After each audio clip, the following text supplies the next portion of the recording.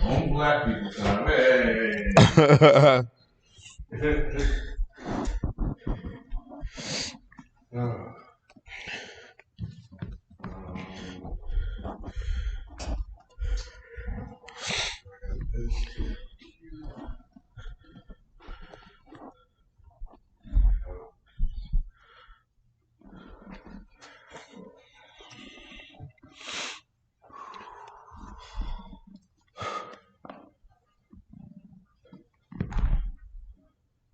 Yeah, you which way did you come? Did you come through? Oh.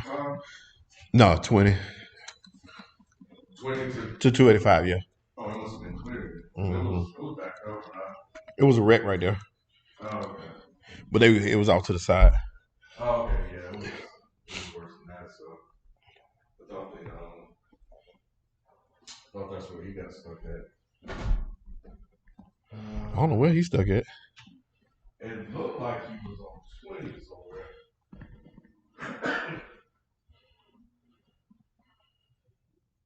Oh, there's two.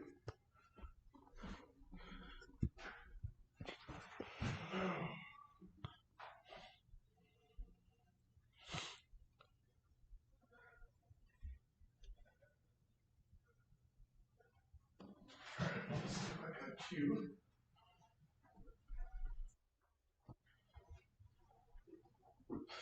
What up, Rob? Yeah, Rob, we got to keep hope alive, man. We got to keep hope alive. This is no wonder I'm tripping. This is back. I'm like, why is that a different picture?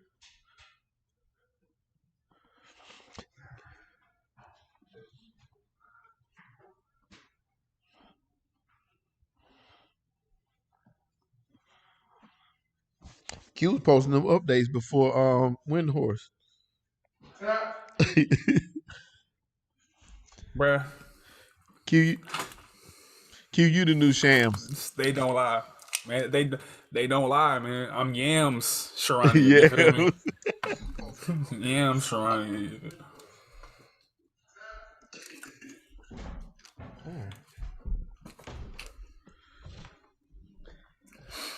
I wouldn't even watch it Twitter. I was watching Q.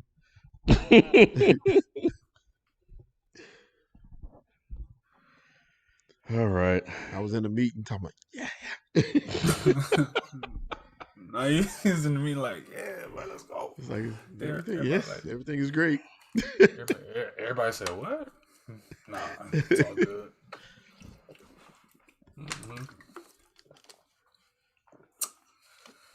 How's everybody doing? Audio sounds good? We good? 1, 2, 3. Let me know if it's good or bad.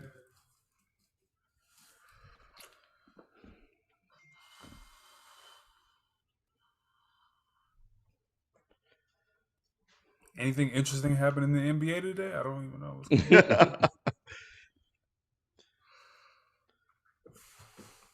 Don't even know what's going on.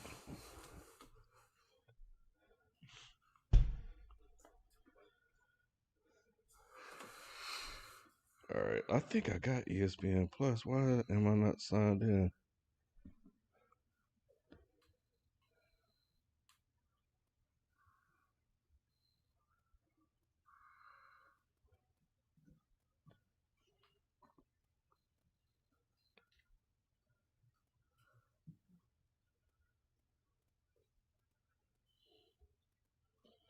Cool. Everybody say we sound good. Go here.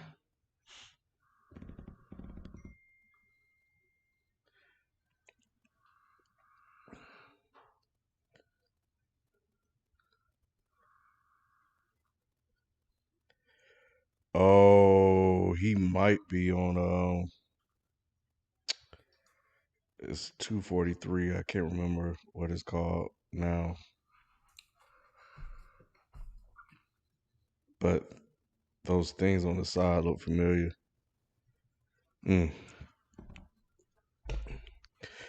I got stuck there once. All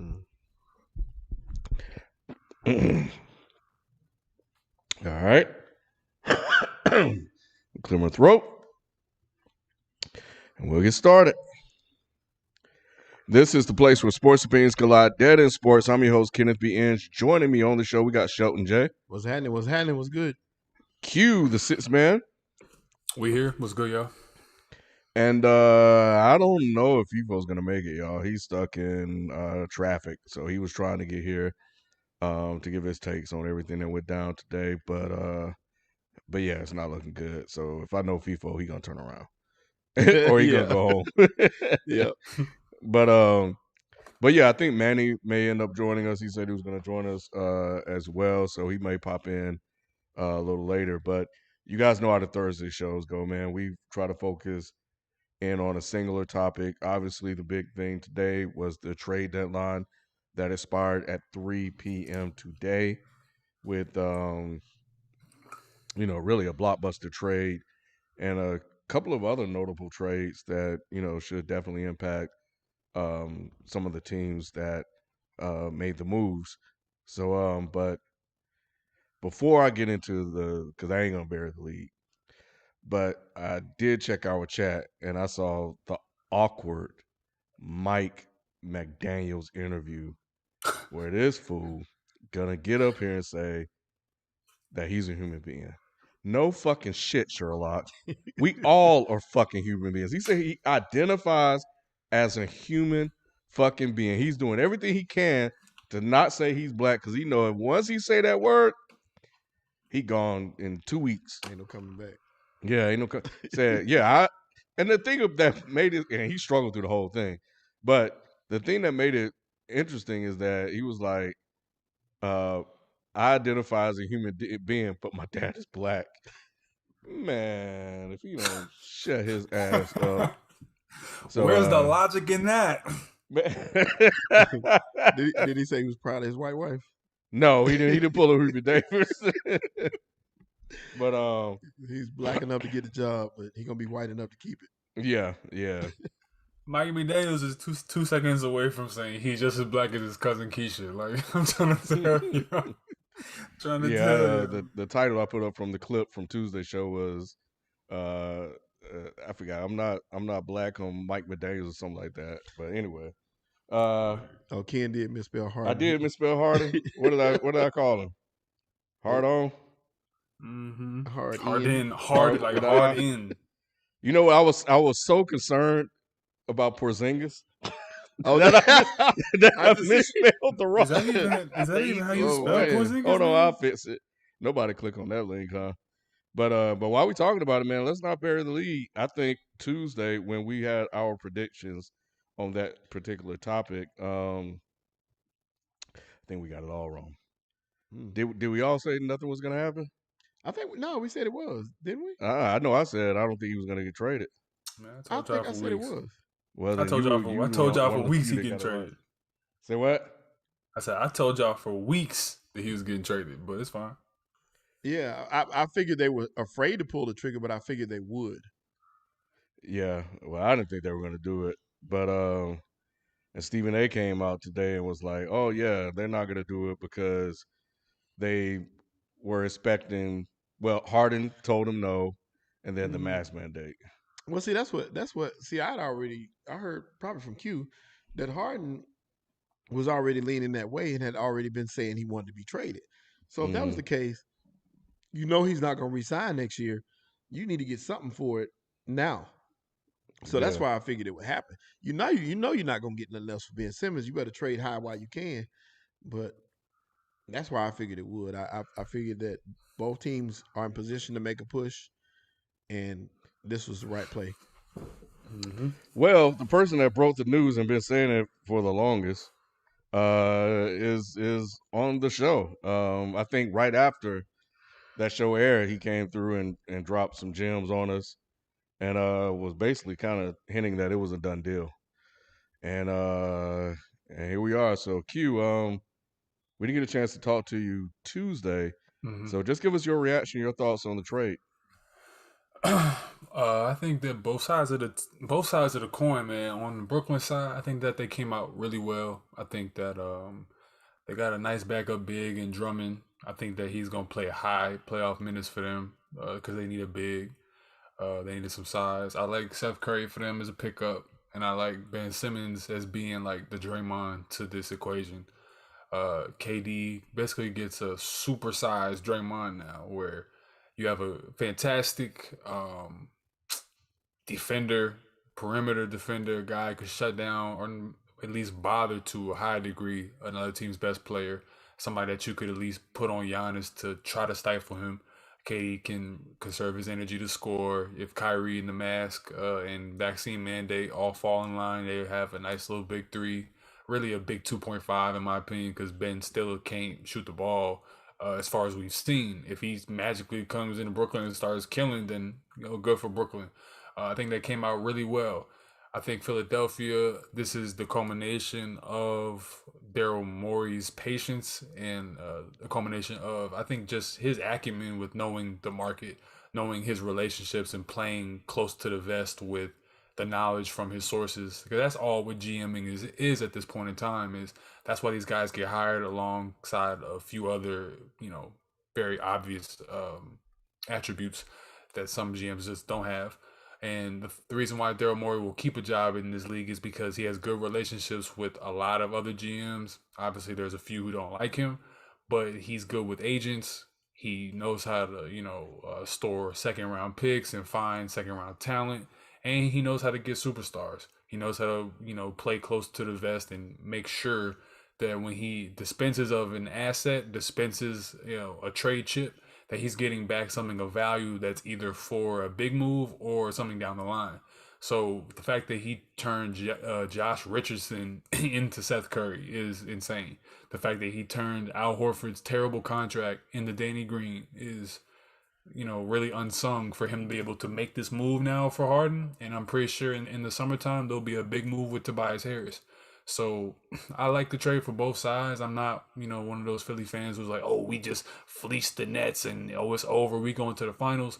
But I think that what we just seen is a fantastic duo. If Harden is healthy, if everything falls into place, this will be the hardest pick and roll tandem that we've seen in quite some time, because you can't really defend Joel Embiid already. And if James Harden is hitting that 3-pointer, if he gets a little bit of that herky jerk back, plays himself back into shape, I think we could be looking at the Nets and the Sixers in the Eastern Conference Finals, or the Bucks and the Nets in the Eastern Conference Finals. It just depends on how the trade falls.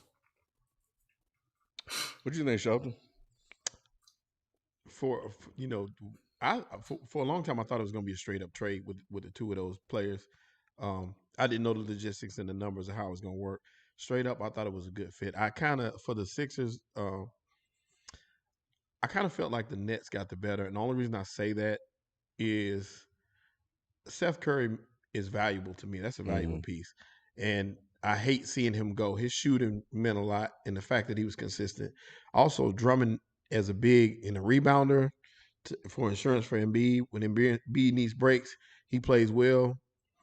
I just hated losing those two pieces. Those were major, major pieces. And getting Millsap back at this point in his career is not as good of a piece. But overall, in the grand scheme of things, I agree with you. I think it's a good move. I like the move a lot for the Nets, because with James Harden, the question is going to be if he can stay healthy, because he ain't proved that he can do that quite yet, especially during playoff times. He disappears in the playoffs too. So what are we going to get when the game is on the line? Is he finally going to get over the hump this time, or what's going to happen with that? That's just the only other thing that scares me. And you got those same concerns with Ben, of course, and his shooting or whatever. But you bring over a player like Seth with that. What they needed in New Jersey was consistency, one. So hopefully the guys that they have will get to play and we get to see a real team. And two, you needed depth. And that's something that they didn't have. Now they have both. You added some valuable pieces to that team. And for the Nets, to me, it looks great. It looks really good for the Sixers, and it can be great.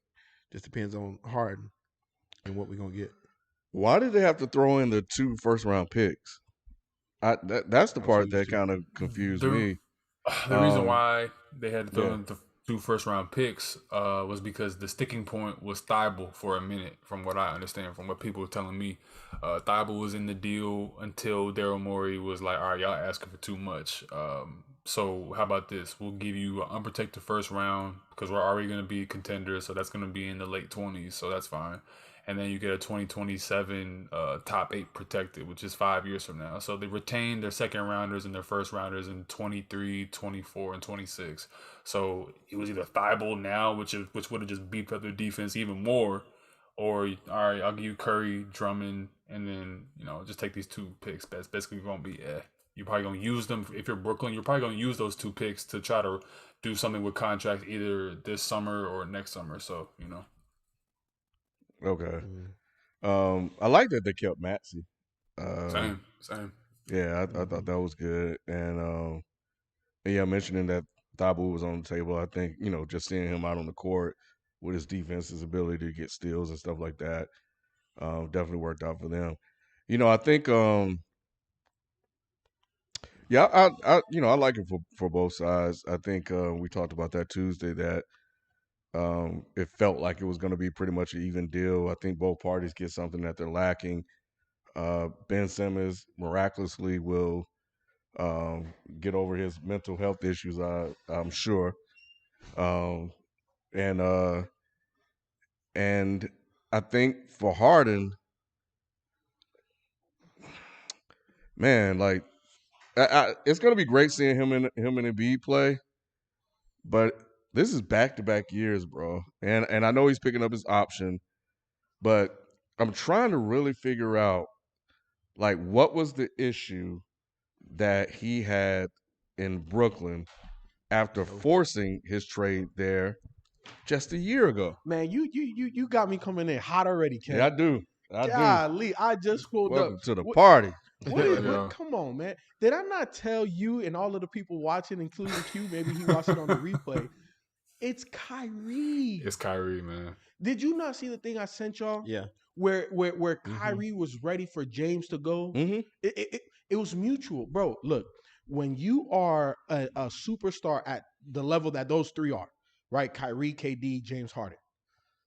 If there is any type of real friction, and what I mean by real, there's a reason, right? Because there's going to be friction to a degree because you're great, I'm great. Maybe you shouldn't have took that shot. Like, I'm James Harden. I understand you're KD. Everybody know who, but I'm James Harden, right? Mm-hmm. Like, there's always going to be a friction. There's only one ball, but it's a workable friction. When Kyrie said, I'm not getting vaxxed, right? Okay, cool. The organization said, we're not doing no part-time shit. Kyrie's still a part of the team. He just won't be playing. What happened? The team reneged on that. Mm-hmm. The only reason why that was even instilled by the team was because the players had to agree on that. Mm. When I say team, I mean James Harden and KD. If they were cool with Kyrie not playing because he didn't want to get vaxxed, and they were also cool with, you know what I'm saying, with everything else, the team, the organization has to go out there and perpetuate that whole thing.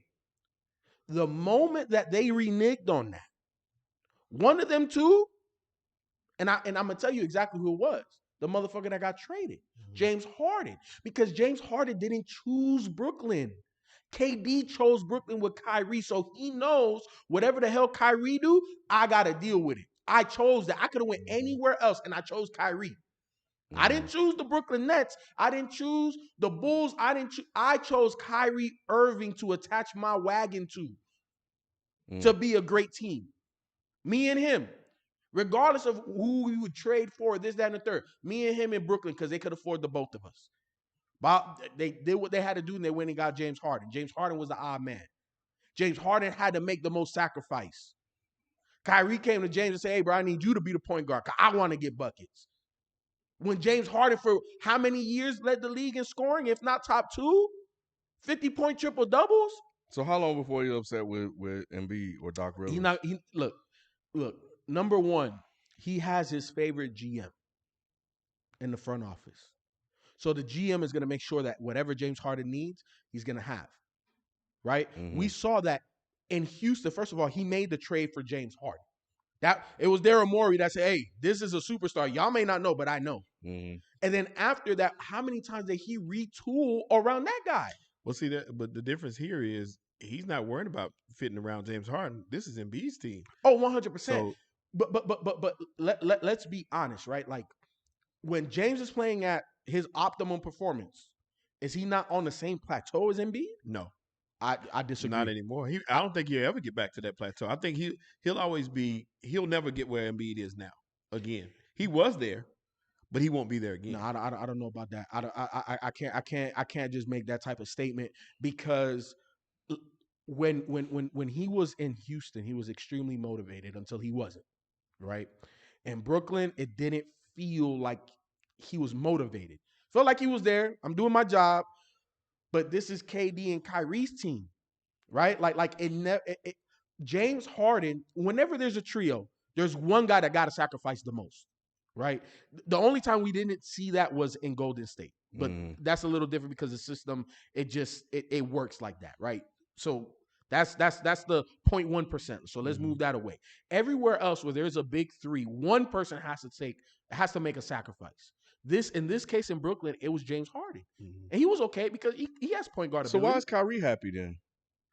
Because James Harden is the one making the stink about him not playing. Yeah. Go ahead. So what's been going on, as per my sources and sources around the league, apparently, from whether it be Windhorse, Woj, or whatnot, is that around, I think it was around like probably 2-3 weeks ago when Harden had like a slight re-aggravation with his hamstring, there was like a little bit of an altercation, not like, let me reframe that. I hate when people say that word. There was a conversation between Kyrie and James that led to James being like, you know what? Heard you. You're not gonna do this. I'm gonna have to carry the team while KD's out. James Harden was the MVP candidate last year, and he thought that everything was cool because, all right, I'm willing to die for the cause as long as everybody else is willing to die for the cause. The minute Kyrie decided not to take that shot, he saw that as like, oh, okay, so KD gonna be hurt. I'm gonna have to overexert myself here, even though we all thought that this was gonna be a three-headed dragon. I'm not about to do this. This is about to be one person trying to keep this team afloat when I could just go to a different team and then share the workload with somebody who's really here.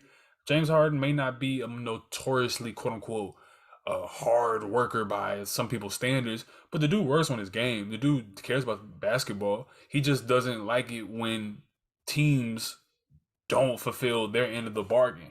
And he looked at it like Kyrie was not fulfilling his end of the bargain. Well, how you think Ben Simmons gonna work out? You think he's gonna get on the court? Hell yeah, he gonna get on the court, man. That man, look. KD already said he hollered at him. Come on, look. This whole notion. Okay. Ben Simmons used a technicality, and I understand that I can get backlash about what I'm about to say, but it is what it is. How I feel. I'm not gonna be apologetic about how I feel outside looking in. Ben Simmons used a technicality to force his way out. Now, was he, did he struggle mentally? Of course. The way he went out in the playoffs last year would be a lot of weight to carry for any player that goes through that, right? Like Nick Anderson had to go through that. You know what I'm saying? Like you fuck up and sometimes you're not the same guy anymore. Now, with that being said, in my opinion, Ben Simmons is young enough, and also his game is made to be a distributor. He was never an elite scorer. Can he get 20 points? Yeah, because you're 6'10" and you move like a 5'2" guy. Like, of course. You could walk into 20. So for me, Ben Simmons been ready to play. For a couple reasons. You want to shed the stigma. You look, he's an alpha male. Who? Ben. You know why? I already know how. So Yeah. that's why I looked at you. That's why I looked at you because I know how you feel about this situation. But the reason why I say that is look at early Ben when Joel Embiid finally got healthy from his rookie season, right? And I remember sharing this article with Ken because Ken was still like, I don't know about Joel. And when Joel finally got healthy, Joel came out and said, I feel like I'm the best player on the court when I'm healthy. Right? And this was before he played an NBA game. Ben Simmons took issue with that then. That's not trace of an alpha male, though. That is trace of an alpha male because that's an alpha male in the back of your brain, but it does not exhibit alpha male traits. An alpha male don't have to say that. I ain't worried about what you're talking about. I'm gonna prove that I'm the one.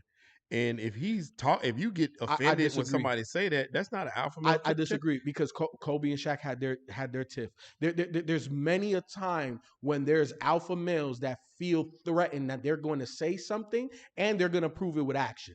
There you go. No, I know. No, there you go. Look, it's both. Look. Shelton, I already know how you feel, which is why I'm saying what I'm saying. Ben Simmons is going to show it with action. No, alpha male, and I'm not saying that he won't finally get to the place that he wants to, but like I said, I've been following Ben Simmons for a long time, and I've been waiting on him to show this alpha male mentality. He didn't have it at LSU. He had all the talent in the world, but that's not alpha male traits. That's not leadership. That's not what you look at. Him not taking that shot, that's just a microcosm of it, but that's proof right there. An alpha male not only are they taking that shot, they'll take that shot with 5 people on them. They want that ball. Kobe gonna take that. Kobe would never not take that shot. You know, one thing that Kobe said that, you know, after I digested it, and especially who the audience was that he said it to, I was like, you know, there's different levels of basketball players. Remember when Darren Williams was going through a slump, and Kobe was like, I don't give a damn. I go 0 for 50. Like, I'm gonna still shoot that thing. And Darren Williams is like, I'm a point guard. I can't do, like, everybody's position on the court requires a different type of mentality. Right. Now, I definitely understand having an alpha male mentality that that you see where it comes in a form of leadership that I'm going to take over. Correct. Right. And I was gonna say it's leadership more so than anything else. Ben doesn't have that. That's why he's sitting out. That's the whole reason he feels like he feels in Philly. He's soft. And I agree. And he's immature. So you can't be an alpha male and be that. Well, you know what? I think you know what though? I think in the middle of what y'all are saying is, I think what Feefo, not trying to speak for you, but I think what Feefo is trying to get across is that Ben perceives himself as an alpha male, or he perceives himself as being a prideful person and somebody who has to be respected for the work he puts in on what he does well. And when people don't respect that about him, the fact that he'll work on his passing, stay in the weight room, he doesn't ever really have a lot of injuries. He had that one season and then like the bubble season, but that was it. And he's always willing to compete on defense. Cool. He sees that as like, look, this is what I do well. I'm not about to change my game for this dude. Y'all should be, and by this dude I mean Joel Embiid. They've never been the best of friends. Let's just go ahead and reiterate that. They were never the, oh, me and Joel are going to get steaks at Geno's, or we going to D'Alessandro's and shit. That was never happening. That was never happening on Broad Street. They would go Ben, the minute the season's over, Ben is out to LA. You know what I mean? Shit. Joel would literally be running the streets of Philly with his team. He would he would go to parks in Fishtown to like dunk on white kids and, you know, Lower Marion and shit. It was crazy. So for him to, you know, be like the city son versus Ben just being like the distant, you know, number 2, it always felt like for Ben, I'm not about to change my game for him. Y'all need to put shooters around me. I'm a Giannis type. That's what Clutch and Rich Paul were telling Sixers management is, look, it's either him or us. And they chose Embiid, as they rightfully should the minute he got healthy. But he may perceive himself as an alpha. He may perceive himself as a prideful person that needs to be respected. But in Brooklyn, I think he's going to go through a transition from being like the guy who everyone saw as like, oh, this is LeBron 2.0 perhaps, to now being like, this is a supercharged version of a Draymond Green. And I don't think that's necessarily terrible for his career because you're attaching yourself to KD. And as long as he just rides with KD and KD stays healthy, he could be, you know, going down in history as like, oh, he was a great number 3 or a great glue guy who was able to play defense, lockdown, blah, blah, blah, blah, blah. And then let's see what the story writes itself as, you know? But it was always like that. Q, and I agree. Like, Ben sees himself as an alpha male. Some of the things that you talked about, Shelton, I agree he doesn't have.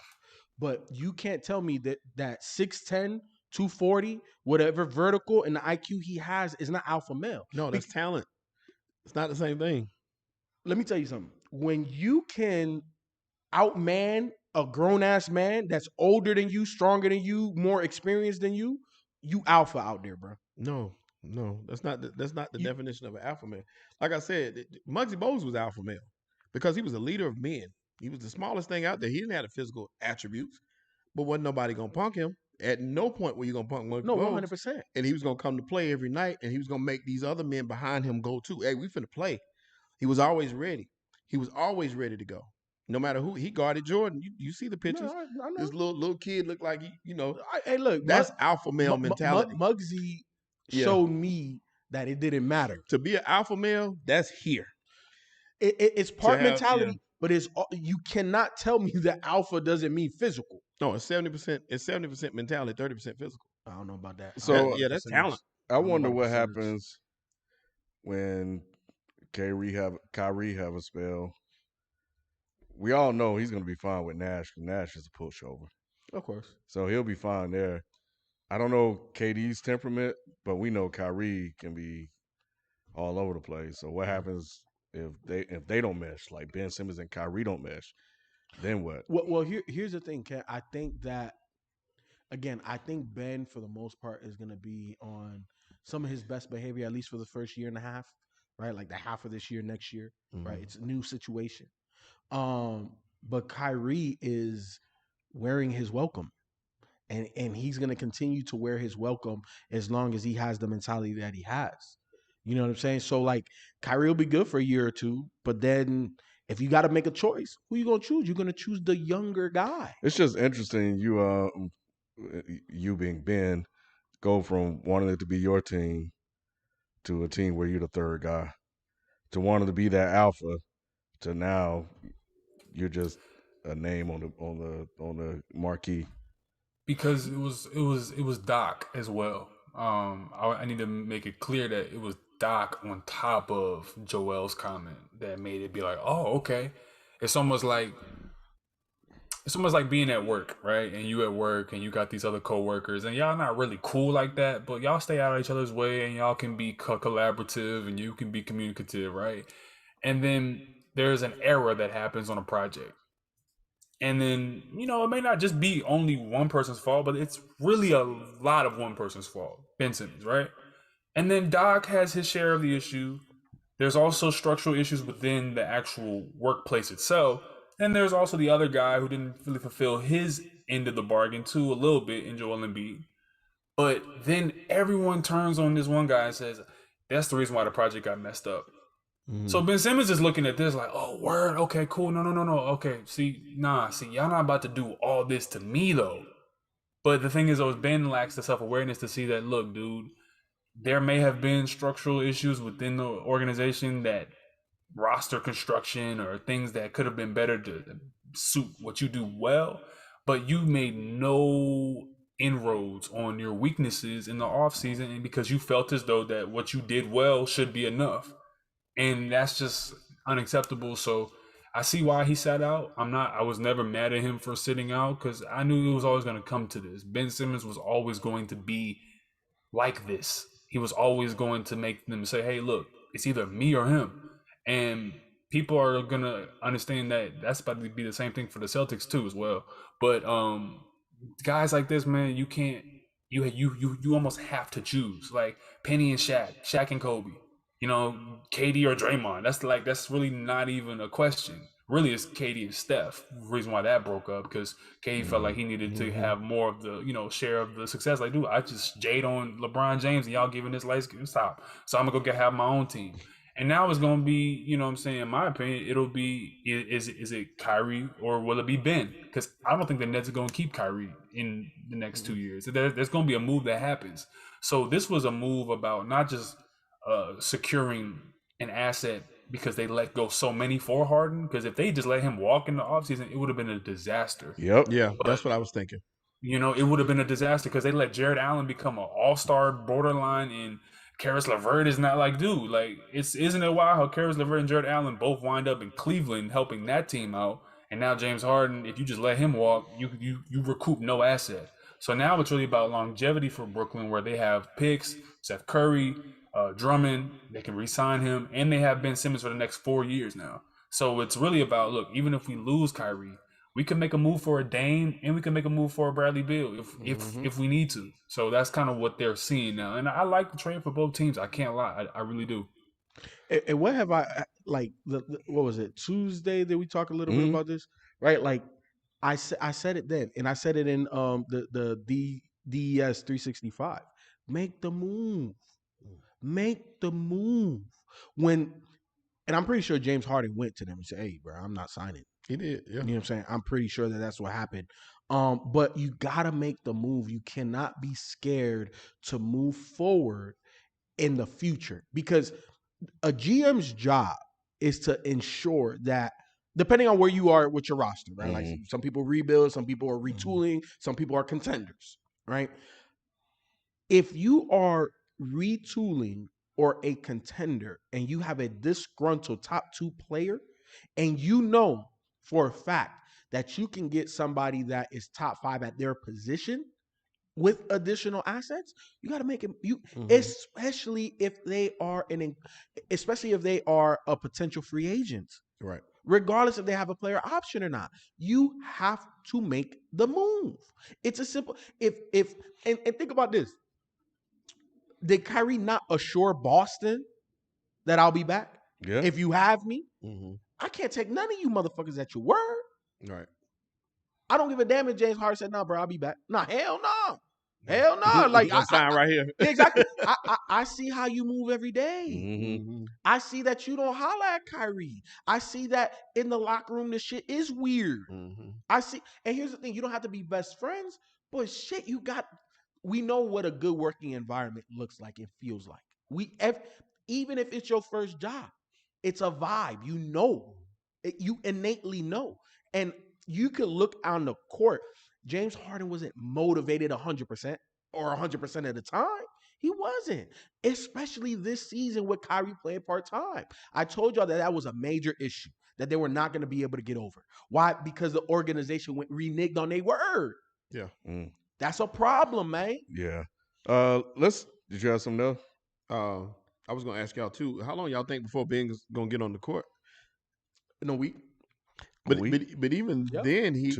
I was seeing him talking about how he has to get back in game shape because he hadn't played basketball, and even if he's in shape, he's not in basketball shape. How long before he's ready to? How old is he? 25. 25, 25. right? Yeah. I say give him. That's I said, get him in 14 days. He'll be back. He'll be fine. Yeah. He's not 35. That's that's a big difference. Yeah. 25. Ben's been working out. He's been staying in the weight room, and he's been staying getting his mobility work done and all that stuff, making sure his tissues and everything are together still. So it's really just James Harden who I have the question about. Will his hamstring magically get better? Will he magically put in the work? Hey, come on. Q, I addressed this on Tuesday as well. I said, isn't it curious that all of a sudden James Harden not playing? Yeah, you did bring that up. Oh, we know. Yeah, we know about that now. Yeah. What's lost in this though, for me, Feefo, is how Steve Nash was able to avoid criticism during this 9-game losing streak. Man, you know why? Heard a peep about that. Okay, so first of all, Steve Nash has said all of the right things, right? When it comes to all of the turmoil and everything happening, I spoke to James. He wants to be here, not giving the media anything. Also, he gets the benefit of the doubt because KD's hurt. James Harden hurt, and Kyrie played part-time. What the hell are you supposed to do when 2.5 pieces that you're relying upon that make you an elite team are not playing, and you gave up the whole treasure chest to get the one piece? What do you think is going to happen? So I think if anybody expected anything else with no James Harden, no KD, and Kyrie playing part-time to not go through a losing, like what the hell? What's the realistic expectation? I think it's because your name is not LeBron James and you're not the LA Lakers. And I think that's what that is. And nobody really cares. 100% Ken. That's the difference between LeBron and every other superstar before, except for Myke. Because even though he's hurt, they were talking about when LeBron coming back. They'll find something. Yeah. But anyway. But you know what's even lost in that, to add on to what FIFO's saying, the reason why I'm obviously I know the reason why they don't talk about it. Obviously because of market and other reasons. Ty Lue can come back from 22 points down without Kawhi Leonard or Paul George with his B team in against the Wizards. He can get 7 games if it's 7 games without PG or some of his best players like Marcus Morris. If it's 7 games, he'll win 3 of them. For Nash to not be able to win 1 or 2 of these games, that's troubling to me in the playoffs. Because I've obviously, as we're gonna progress the conversation about other trades, other teams made little marginal moves like Milwaukee that to me is just like that was a huge move. You know what I mean? And we'll definitely talk about that. But to me, I'm worried about Nash because I haven't seen anything beyond like him say, "All right, y'all, KD, Kyrie, go hoop," and that's just literally it. That's not a strategy. So Q, to a little bit of what you said, I agree that really good to elite coaches. I don't give a damn. You give me 5 dudes from damn Kmart, Walmart. We're gonna win a game. Just be. So I'm not saying that Steve Nash is a bad coach. I'm definitely not saying that he's a good coach. Mm-hmm. But what I saw in a lot of these games, energy level, the lack of want to, because they knew internally what was happening. Yeah. This is the part of this losing streak just isn't basketball talent or lack of coaching. This has a lot to do with the situation that's going on. It's confusion. Confusion. Yo, like, is James really gonna get traded? Bro, I don't even know. Shit, you think you gonna be part of that trade? How much money you make? Right. Shit, nigga, you might be gone You too. going to? Like that's, you know what I'm saying? Yeah. Like, bro, think about it. We talk about basketball players as commodities. Mm-hmm. But these are humans that have baby mamas, wives, girlfriends, kids In school and all of that. Yeah. And all of a sudden, just like this, you trade me to a city across the fucking country. And how the hell am I gonna handle? Like, who's gonna handle that? We wasn't ready for that. Mm-hmm. We wasn't ready to be uprooted. He said they're a bunch of Mike McDaniels. Bruh. I know we got some super chats. We'll get to them. I want to hit a few of these trades real quick. Say these. The only reason I was going to use them because they was all related. Okay, To this all right. Go ahead. So I can go through them kind of rapid. Kevin Timothy said Harden forces his way out in back-to-back seasons. That's tough. 100%. Shout out to LeBron. Player empowerment. Mm-hmm. Robert Diaz, De Leon is not related, but I'm going to just get it quick. He said, evening, fellas, y'all think LeBron going to announce needing season-ending back surgery tomorrow for carrying this awful franchise known as the Lakers? He ain't carrying shit right now. They're going to make the playoffs. Yeah, at least that. Marty McFly said, if your 76ers are giving Harden the Supermax this summer, $280 million, he'll be making $60 million at age 38. Oh, hell no. Can the cap going up? I feel you, but god dang. I know.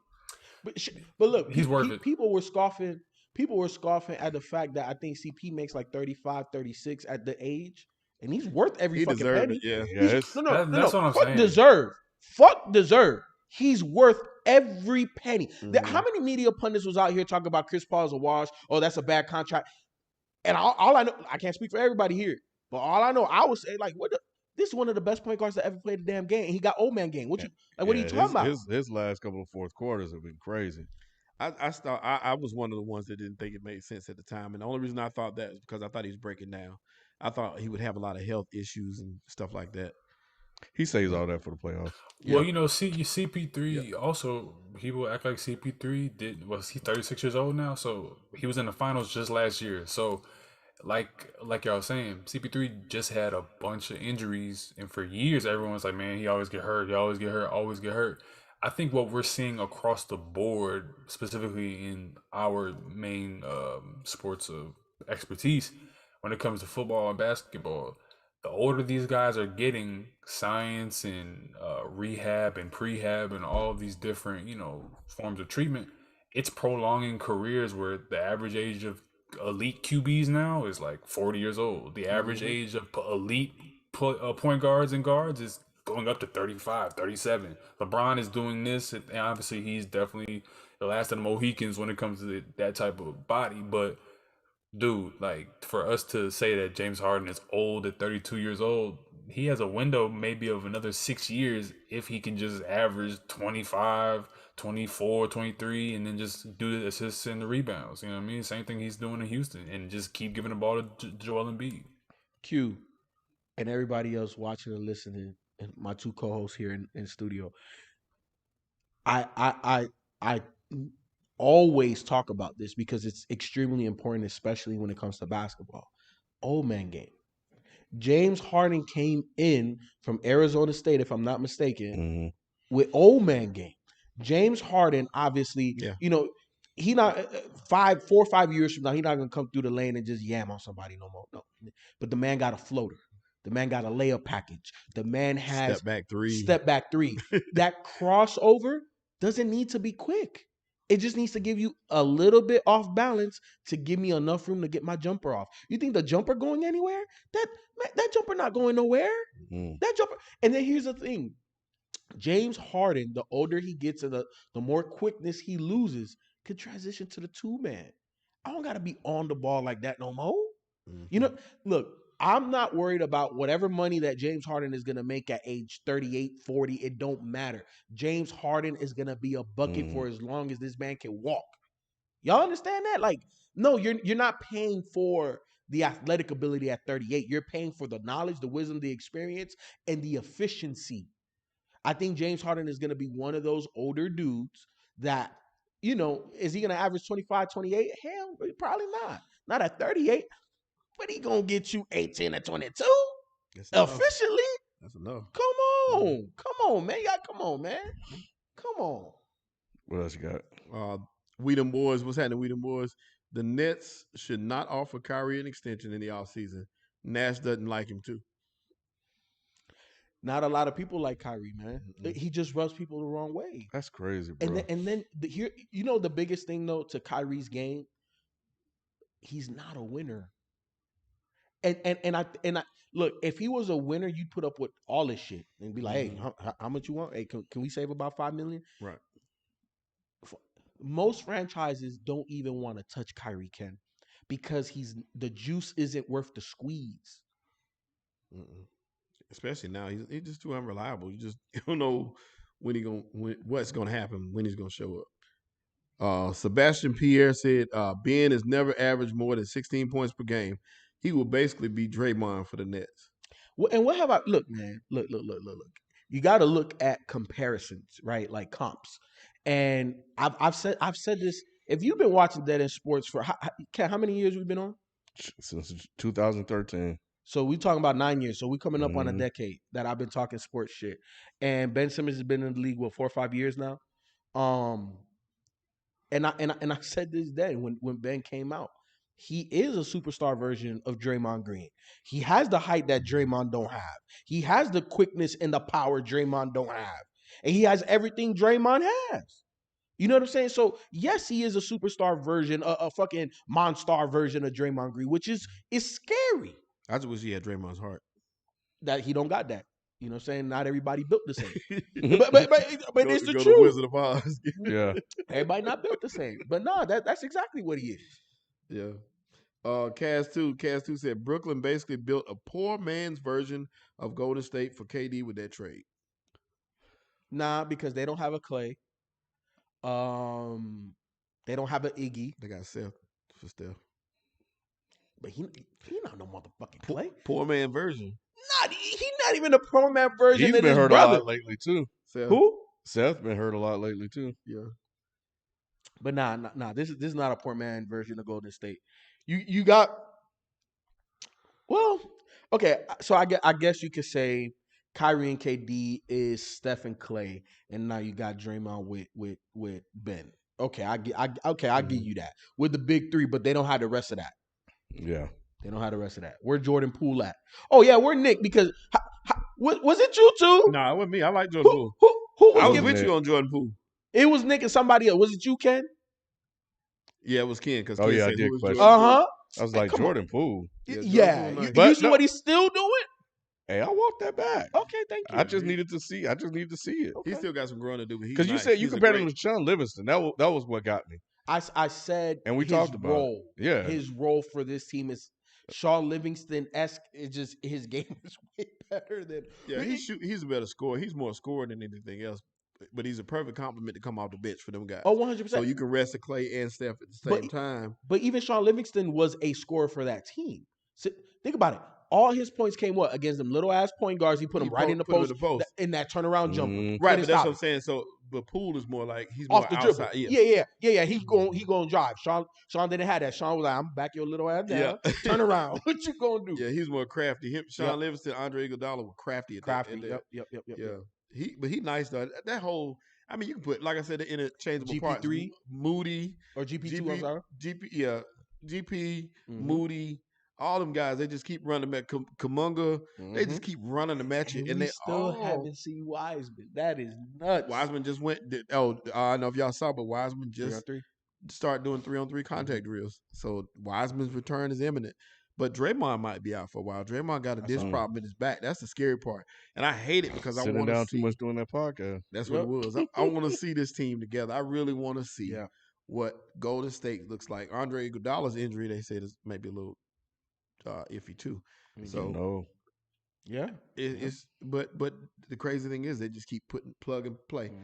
Toscano Anderson, I like him. They got them all. They got everything you could. Otto Porter, you can keep naming. They just keep coming.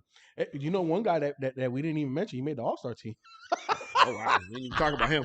Oh yeah, Wiggins. We didn't even mention him, bro. Like, yo, Golden State. Look, Ken, who was it? Jacob LeCoub that said it. Or no? We're light years away. Yeah. This is the year that it proved to me, because I thought he was on some. I thought he was smoking that shit out there in Cali. Nah, bro. Like, hey, they are. Look, when we compare that roster to every other roster in the NBA, who's this deep? Well, and realistically, who the hell? These were no-name people. Yeah. I didn't know who the hell Jordan Poole was. Toscano, and who the fuck was that? Yeah, they got plug-and-play guys. Moody, same thing. These guys, like I said, they play, and they'll start Moody out of nowhere. And then they started these bench guys. Yep. And GP started a whole lot of games for them. And won. He was on a 10-day contract. And won. They won those games. They light years ahead. Yeah, that's crazy. Yeah. The only thing that hurts Golden State, like I said, is I don't like the lineups when they don't have a big in there. If you had Draymond with no big, it would be okay. Yeah, but without Draymond and without a backup big, Kevon Looney is the only big on that roster. That's the only thing that hurts. They kind of go small, and it's kind of that's when they kind of get running the problem. Yep, I agree. Well, that wasn't the only trade today. We got the Kings made a move. So they are acquiring the Bucks guard Dante DiVincenzo. I like DiVincenzo. Yeah, in a 4-team trade. Oh, they have 14. Yeah, the Kings for Marvin Bagley went to Detroit. B hit me up. Yep, the Bucks got Ibaka in the deal. I like that a lot. And Detroit is sending out multiple second-round picks, Josh Jackson, and Trey Lyles to the Kings. And the Bucks sent Semi Ojeleye and Rodney Hood to the Clippers. I like that for all of the teams. I like it for all of them too. Yeah, I like Ibaka going to the Bucks. Yeah, that's big for them. The Bucks always make Detroit. The Bucks. They always make that perfect little deadline tweet to just like, all right, PJ Tucker, we're gonna add you in, or you know what I mean, or Ersan Ilyasova, we're gonna add you in, or George Hill will add you in, and then I just think that. I think what the Bucks are showing is the small market teams.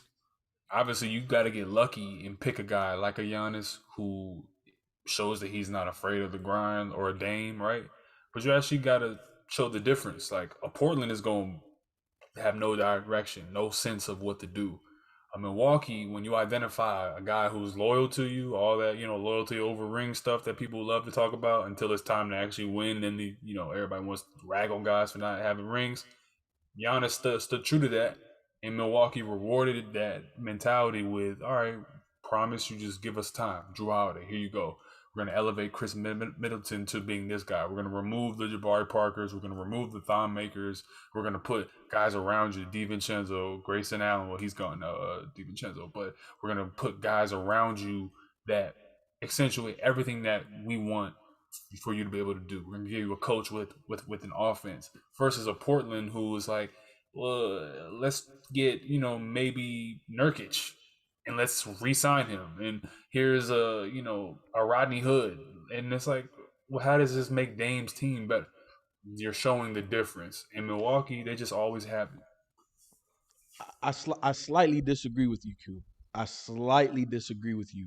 I definitely agree that the Milwaukee Bucks have made better overall moves, but I can also argue that Portland made the moves that they were supposed to make. The difference is in the superstars, and it goes back to my theory that little men can't win nothing by themselves. And the reason being, what's the difference between Giannis and Dame? Giannis plays defense. Giannis locks up people. Giannis can guard the 1 to the 5 and be physical with anybody on the court. Dame can't do the same. Dame affects one side of the court, and he's small. That's the difference. Because when you have a guy that is a Swiss Army knife like Giannis, Chris Middleton, outside of the height, is comparable to CJ McCollum. Give a fuck what nobody say. Look at the numbers. It's just, Chris Middleton 6'8", 6'9". CJ 6'3", maybe 6'4", maybe, right? So the size and the versatility of the players is different. So it allows a Drew Holiday to have more impact than a Nurkic in Portland. Because now Nurkic's got to cover up more than the players that they add in Milwaukee. That's the difference, Q. Now, again, I'm not disagreeing with you because I do like Milwaukee's moves a tad better than Portland. But the difference is the superstars that you are building around. Giannis needs a little bit less. I don't need no defensive stopper. Giannis, hey, little 5'2" dude, he out here balling. Go shut that down. Joker's balling. Go shut that down. MB, we can't stop him. Go. Man, Shannon Frost said, I was listening to the Road Tripping podcast, and he told a story about Giannis. This was before he turned into what he is now. And he said that, he was, of course, playing the 5 out there by the 3-point line. And he said Giannis was in the paint, and the ball rotated around. He got ready to shoot the ball. He said Giannis got there in like 2 or 3 steps. And he said that, and closed out on him. He couldn't get the shot off. That was crazy. And that was when he was young. He was like, oh, this boy different. Yeah. I think my only disagreement with what you say, Feefo, is obviously, the skill sets are completely different. You have the big man, small man. But just from an organizational standpoint, and maybe this is the limitations of what you're pointing out with the skill sets and the body type, but to me, you don't trade for Norman Powell to just let him go for Justice Winslow. That's like, no one's forcing. If you know Dame needs defensive help, you don't let Gary Trent Jr. go to Toronto and then bring in Norman Powell and then flip Norman Powell for Keon Johnson and Eric Bledsoe, and let CJ go. And then bring in who? Joe Ingles on the ACL tear? How does that make, I think that's the difference. Hey, Q. The moves Portland has made, it's all about a rebuild. No. Yeah. Right now, the moves that just happened by this trade deadline, they rebuilding. This is not, hey, Dame, we got your best. We trying to win for you. But that's not what these moves say. These moves say we are rebuilding. We're going to hold out till Dame is healthy to try to get maximum value for him. And we need somebody to get buckets. Come on, Joe. You'll be ready by next year. You know what I'm saying? Sure. All of these young players and draft picks and stuff. Like, all this is setting up the stage for Anthony Simons to take over at point guard. For them to draft, and for them to just have role player guys that are not going to get in the way of the young players to see what they really have. And if they have the next guy. You know what I'm saying? That's what these moves, at least outside looking in, that's what they tell me. This is not a championship contender. Of course. And I think that obviously we know the truth. So regardless of what Dame is going to say on his Instagram, loyal to the grind, a bunch of smoke coming out the nose emojis, cool, bro. But at the end of the day, that's not what's happening here. Like, the writing's on the wall that, all right, this is Simon's team, like you're saying. But even before then, I think that Portland organization, they gave it one last hurrah with this season. And then when Dame had the abdomen injury, that was like them saying, oh, shit. Because the reason why I'm saying the difference between small market organizations in Milwaukee and Portland is Dennis Smith Jr., my dude, like, really? That's who you bringing in to be the third guard on this team? You know what I mean? Like, you're still betting on Zach Collins. Like, Nurkic ain't been right since his leg came out from under him, 3 seasons ago. And this is the team that Dame keeps reassuring everybody that he's not running from the grind. They're not running from the grind. But to me, it looks like Dame was a victim of the grind. He's been victimized by an organization who's grinded him down now. Where what else do you have to show for this? And you better hope that you can come back from. And I think he will, but you better hope, you lucky stars, that you can come back from his abdomen injury still being logo Lillard. So seeing Giannis just getting every offseason and every deadline, two guys, one guy who just makes their chances better. You have Bobby Portis, you have Giannis, and then you have, I think they have one more big, if I'm not mistaken. But then you got Brook Lopez waiting in the wings. So you have this 3-4 man big rotation on top of shooters with Drew Holiday. It's, to me, still the best two-way point guard in the NBA. I look at Dame and I'm just sad for him because it's like, dude, they should have surrounded him with long 3-and-D guys and got a real big man for him. Nurkic is cool, but it's like there had to have been a better option for him, man. Honestly, Yeah, nurse shit. Hold on, Cat. I saw somebody as I was saying my theory in terms of a little man, and somebody says Steph Curry. Steph Curry has Draymond Green that covers up a lot of stuff. And not only does he have Draymond, he also has Klay Thompson to take on the toughest, perimeter assignment. So I'm not saying that little men cannot win championships or be the main guy. What I'm saying is that if your best player is Trae Young, Steph Curry, Ja Morant, right? They all have a big that can do the dirty work. John Collins, I'm not saying that he's the greatest defender, but he can go up there to the rim. He could go get some shots. He could go get Clint some Capella. rebounds. Clint Capella, Jaren Jackson Jr. You know what I'm saying? I already named everybody in Golden State. But if your main guy is a small guy, you need physical other guys to impose their physicality on that game. Because a little man, as much as Ja try to dunk on everybody, how many times does he really get it off? He got a couple posters, but he has more misses than he has makes when he gets to the dunking. How many blocks does he have? Yeah. How many people does he make look? You got Steven Adams as the enforcer got behind Steven. him. So You need that. yeah. You Yeah. can't win if you're just. That's why. What the hell is not Joker? Nurkic. Is Nurkic an enforcer? No. Do they have a perimeter elite defender? No. Why do you think they struggle? They could score. Bro, I've watched a lot of basketball in my life. The only other time that I've seen what Dame did in that playoff game against Denver, the only other player I could put in that same category, Michael Jordan, bro. I could put LeBron too against Detroit. But what the hell, Dame? 3 after 3 after 3 after, like, clutch shot, like everybody just move the fuck out the way. Yeah. Like, come on. What else is that man supposed to do? Yeah, I want to rewatch that game. The Spurs got Goran Dragic, but they're gonna buy him out. Milwaukee, Dallas, They Chicago, had another Clippers. move too, though. Yeah, I'll get to that one. The Spurs? Yeah. Okay. Yeah. Let's see. The Celtics traded PJ Dozier, Bobo, future second round pick, and cash to the Magic for a future second round pick. The trade puts the Celtics under the luxury tax, and Bowl and Dozier are out for the season. Are we finally gonna give up on this Bobo thing? Probably. Yeah. Y'all ready? Yeah, Okay. I'm ready. All right. I still don't think he's got a fair shake, but it is what it is. That's what happens to some of these guys. No, it That's how the happens. cookie crumbles. He wasn't in the right situation. Yep. He couldn't get on. he'll go overseas.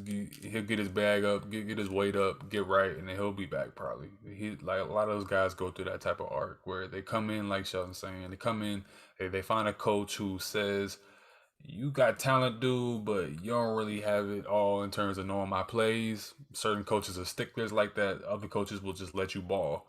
But Bobo, he got to be a certain type of IQ to play with Jokic and Mike Malone's system. Wasn't really up to it. Failed his physical with Detroit. Now he's probably just gonna, try to find his footing. And guys like that normally do have to go overseas or go to G League and get right. A la Cameron Payne. Yeah. The Celtics acquired Derek White in a trade from the Spurs. Romeo Langford, Josh Richardson, and top 4 protected 2022 first-round pick are going to San Antonio. Yep. God dang. Yep. What in the hell? My biggest question about San Antonio, it's not even the player. What is Pop doing? Like, is he going to continue to coach? Is he the rebuild coach? I don't know. What is Pop doing? Well, what is Boston doing? Giving away a first-round pick, and I mean, I guess Romeo and Josh ain't shit. So they not, but also Ken, you gotta.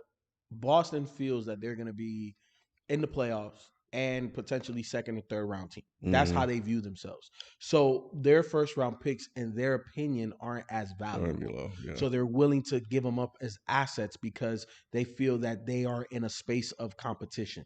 Yeah. So Torrey Craig coming back to Phoenix for Jalen Smith, who just That's a good move. For who? Which team? Well, personally, I really felt like every move teams made besides Washington. I don't know what the hell that shit was, but Yeah. I feel like Boston and the Spurs made a good move. Honestly, I really do. I really like Derek White. I like, Derek White's a good player to bring in. They need shooters around Tatum and Brown. Josh Richardson was kind of middling. He wasn't really that great at really anything in terms of one skill set. But Derek White can drive the ball a little bit, put up shots, and a nice shooter. So I do like that for them. Yeah, Jalen Smith, I don't think he just worked in Phoenix. He was kind of a rebound guy, energy guy, hustle guy. And he played some good minutes for them here and there this year. But yeah, I was gonna say he played well when Wichita was out though. And they found Biombo. They found Biombo, who's Sheldon's guy. And he's been filling that role like he's back, with CP. So it's been gonna work well. And Torrey Craig was an unsung hero for them against the Lakers last year. Yeah. Let's see. The Hornets acquired Harrell for Vernon Carey Jr. and Ish Smith. Harrell. Montrez. For who? For Ish and who? Just Ish Smith and Vernon Carey Jr. who never plays. Never plays, bro. So I like that. It gives them more tenacity.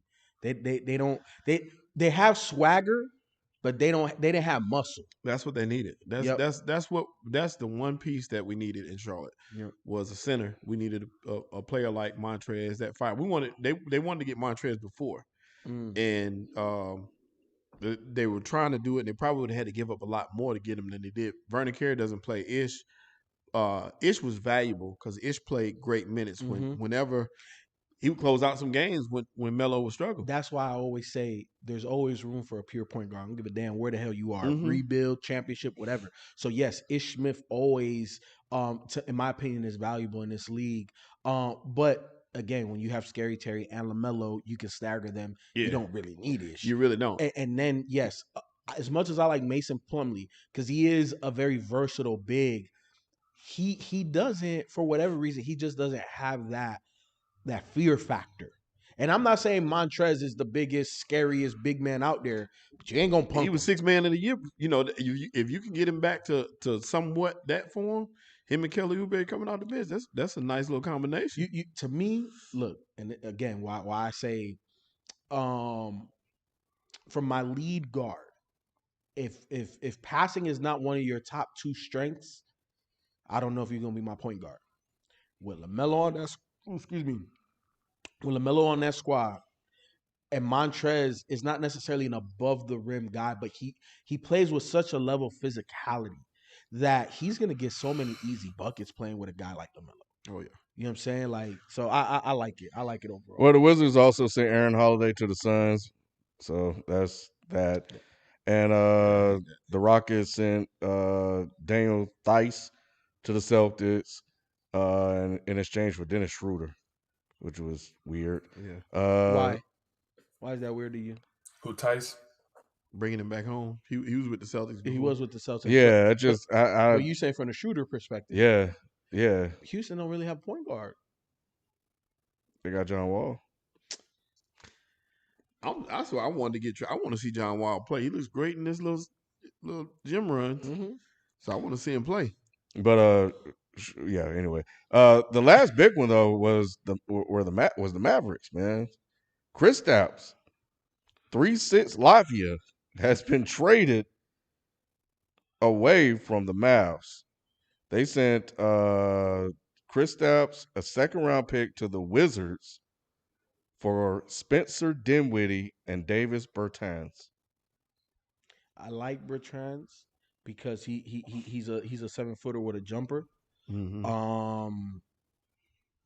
But I don't know if this was the right move because isn't Spencer hurt? No, he's back. Oh, he's back. Okay. Just his ego was hurt. That's pretty much it. You know Bradley Beal didn't like playing with him. Yeah, because they didn't work out. Dinwiddie was trying to go up in the locker room the first couple weeks, and he was like, "Look, this is what we got to do." And everyone in the locker room was like, "Who the fuck is Spencer? Nigga, if you don't sit down." And then it was just like, "No, really though." And everyone was just like, "Yo, stop trying to be a leader." And he was like, "Okay, I thought we should try to have roles on this team."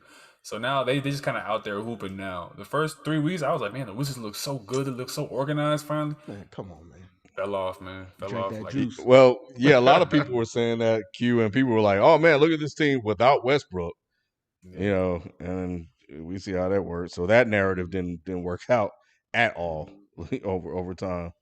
Cool still hooping though. How many more years does Mr. Latvia have? I don't know, but it's I think there were reports out that Luka and him didn't really get along. No, they did it. Yeah, so They did it. You saw it on the court. Yeah, from a skill set perspective, you would figure, but Kristaps just has not been the same since the ACL. And in all honesty, he's not going to stay with Washington. I see, nah, he's not. Yeah, I see in the offseason they'll probably move him. But what does this do for Luka? Because now, he can still do what he does, but Spencer Dinwiddie, man, Luka gone. That don't seem to match for me. Yeah, and Brunson's playing well with him right now. I mean, Brunson playing good ball. And Brunson gone. That's what I saw somebody else say that's going to be insurance in case Brunson leaves. But I just hate that fact that you got to go there because Brunson should be one of the people they trying to retain because he's playing some good basketball. Mm-hmm. Mark Cuban keep this up, man. Mark Cuban gonna keep this up. He trying to drive all these white dudes, making it comfortable like he's still in Europe and shit. That's not gonna work, man. I'm trying to tell you, like Luka gonna take his ass to Minnesota or something. He like they're gonna wear him out, bro. Yeah. So what's happening in Dallas is what's going to happen in Dallas is what's happening currently in Portland. Mm-hmm. You're gonna have a guy. You're gonna sign him at least one extension. Right? Isn't he up for an extension now, or did he already resign? I think he's up for one. Okay, but the difference is Luka ain't gonna hang around like Dame did. No, but I think Luka will play at least 3/4 of his re-up, and then he's like, I'm out of here. Yeah, I don't think he's gonna be loyal like Dame. Mm-hmm. I definitely think he's gonna make a stink to get out. But look at the turnover of this roster since they drafted Luka. And Luka was Rookie of the Year, right? Mm-hmm. Over my guy Trey. That's another thing. They are going to lose Luka, and they're going to have to trade him because they have yet to secure a secondary star on that roster. And here's the thing. This would have been perfect, too, if it had worked out. It would have, because again, skill sets make sense, but it just, sometimes it don't work. But when you look at, and this is sometimes what happens when you have such a good player, is that you get stuck in purgatory. Luka is a superstar because by himself will get you to the playoffs. No matter East, West, it don't matter. Luka's that damn good. But are you going to win a championship? No. Right. So that means that you're out of the lottery now. Right. And because you have such a good player, you're going to keep swinging. You're going to keep swinging for guys. You're going to keep swinging. And more than likely, you're not going to really hit to the point where you don't have assets. Your star player is disgruntled. You have zero cap space because of all of the moves that you kept swinging for don't fucking land. What happens? Then you have to move your biggest, most valuable asset because you're not going to be able to win with it. What we're seeing in Portland, mark my words, 3 to 4 years from now is what's going to happen in Dallas. The one trade that didn't happen was Westbrook. He didn't get moved. I didn't think they were gonna move him, but there's a report that says they had a deal on the table with the Rockets in exchange for John Wall. They also had a deal to trade THT, I think, with another team, but the Lakers didn't want to give up any picks, so both of those deals fell through. I think now that that's settled, I think they'll probably kind of lock in and move forward and make a run for it. It'll be the buyout market most likely. You got guys like Goran Dragic. You got guys like I think Thaddeus Young or whoever else is out there. And I think that you'll see little moves that they tweak around. They might release a guy here and there, but the Lakers, it's really playing right now. It's looking like playing for me. I don't really see any real pathway with the roster that they have because like we said when I was down there with y'all, their issues are not just Westbrook and it's not just Vogel. Like their issue is roster construction. They gave away every single piece that defends on the perimeter. KCP, yeah, made dumb plays, yeah, made a dumb pass here and there. Still defended when you needed him to. All right, Kuzma. All right, yeah, didn't have all his IQ together. Was confused about his role. Didn't know how to hit shots when he didn't have the ball a lot. Didn't get the ball in his rhythm because he needs to pound the ball a little bit. When he needed to defend on the perimeter, he could do a little bit of that. Caruso, showing you what he offers in Chicago as being one of the better perimeter defenders in the NBA. No matter what, made the great extra pass, could nice outlet passes. You exchange all those perimeter pieces. Exchange everything. Even let go of Drummond, who did great this year for us in Philadelphia and will probably do great in Brooklyn, right? Compounding all those issues, compounding those trades, compounding Westbrook's deficiencies, compounding with Frank Vogel's lack of offensive identity and actual skill with coaching. It's all just one big mess. Now adding Trevor Ariza, the corpse of Trevor Ariza. Now adding, Carmelo, adding the ghost of Carmelo Anthony. You know what I mean? Adding, these old, washed up or close to washed up players. And now you're asking LeBron James to be a bigger defender than he's been the last 3 seasons. And you're asking Anthony Davis to anchor a team when he was brought here to really just fit in. And although we think he was there to be, the number one guy, he's not trying to be the anchor like he was on defense in New Orleans. That's why he got out of there. He tired of getting hurt. And now he's hurt again still all the time. And it's just so many different issues, man. Like from Jeannie Buss to Pelinka to the coach to the roster to LeBron's age to AD's fragility to Russ's deficiencies. It's all just this mishmash of BS. And I can't lay this just at the feet of Russ. It's the entire situation. It's really bad. You know what else we don't take into consideration? The Lakers get every team's best shot. Oh, 100. So no. Wait, hold on. LeBron gets every team's best shot. There you go. You know what I'm saying? And in saying that, it compounds to the problem because you're going to get teams ready. That game is circled on everybody's calendar. So you're not getting the chance of, catching somebody off guard quite as easy. Teams ain't sleeping on you. They want to beat you in the ground. Yep, 100%. And that adds to the problems. Q, something that you said that I agree but disagree with at the same time, right? Like, you know how it does. It's not Westbrook's fault, but it is Westbrook's fault, but it's not because of Westbrook. Yeah. And I'll explain. Westbrook doesn't fit. He just doesn't fit. Never did. I know I was a proponent of saying, hey, I don't necessarily mind it. I think when LeBron's off the court, Westbrook could come in and do what he does. I wasn't anticipating a basketball change, and that definitely impacted a lot of shooters because Westbrook has had bad misses in the past, but it's very rare where you saw he just hit all backboard. He's doing that a lot this year, even on layups. So it is what it is. But the reason why I'm saying it's not Westbrook's fault because the Lakers should have made the Buddy Hield move instead of the Westbrook move. So obviously Westbrook doesn't have control over that, right? But if they were to, and I agree with you, Q, Caruso, out of all of the guys that turned over, that's the one guy you keep for a couple of reasons: size, perimeter defense, and the biggest thing, who does he play best with? LeBron. When that was like a big deli for him. Remember Della Vadova in the finals? Like, who the fuck was Delly? You know what I'm saying? Like, that's what Caruso was to LeBron. You don't let that go, right? And to me, I would have re-signed Caruso. I would have made the trade for Buddy Hield. Obviously, vision, hindsight being 2020. You know what I'm saying? But those pieces fit better. They went for the name. They went for the glitz and the glamour that is LA. And now we're seeing that the chemistry and the fit isn't there. And they did lose a lot of perimeter defensive and offensive firepower. And you're asking a 38 or a 37, gonna turn 38 in 2022 version of LeBron James to not only do what you've been doing for your entire career, like we need you to do it like when you was 25.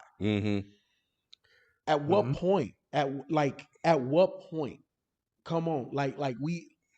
It's funny, man, because in past shows, at times we and other media pundits will look at KCP and Kuzma and Harrell and all these other guys and be like, man, he can't win because of those guys.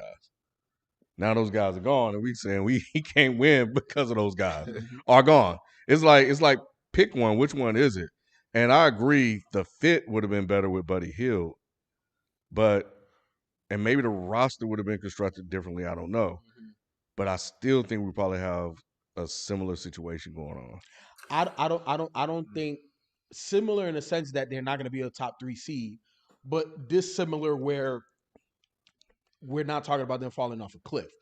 We would be talking about them in a similar fashion now that they're going to lock in, they're going to make their playoff run. They would just be in a better overall situation. Yeah, but let's assume that the injuries still happen too. The only thing we're talking about the roster. AD goes out, then LeBron goes out. What the fuck's Buddy Hield going to do? You see what I'm saying? So Same it's still shit, if not more than what Westbrook is doing. Right. So I still think the situation would have been differently. I think it would have been the media talking points would have been different. Because you're not going to talk shit about fucking Buddy Hield. But it's easy to talk shit about how it's all Russ' fault. It is. It is, Ken, for a couple of reasons. Russell Westbrook, triple doubles how many years in a row? Russell Westbrook, the MVP. Russell Westbrook, the hothead, right? Like, I know, I understand all that, but this is not all Russ's fault, and I think that has got to change. No, it has got to change, Ken. But Russ isn't helping himself, and that's the problem. The problem is it's not even Russ's numbers. When you look at his numbers, right? Like I saw a comparison with Magic Johnson. You know what I'm saying? His first year as a Laker, this is the same thing. Shooting percentage is everything.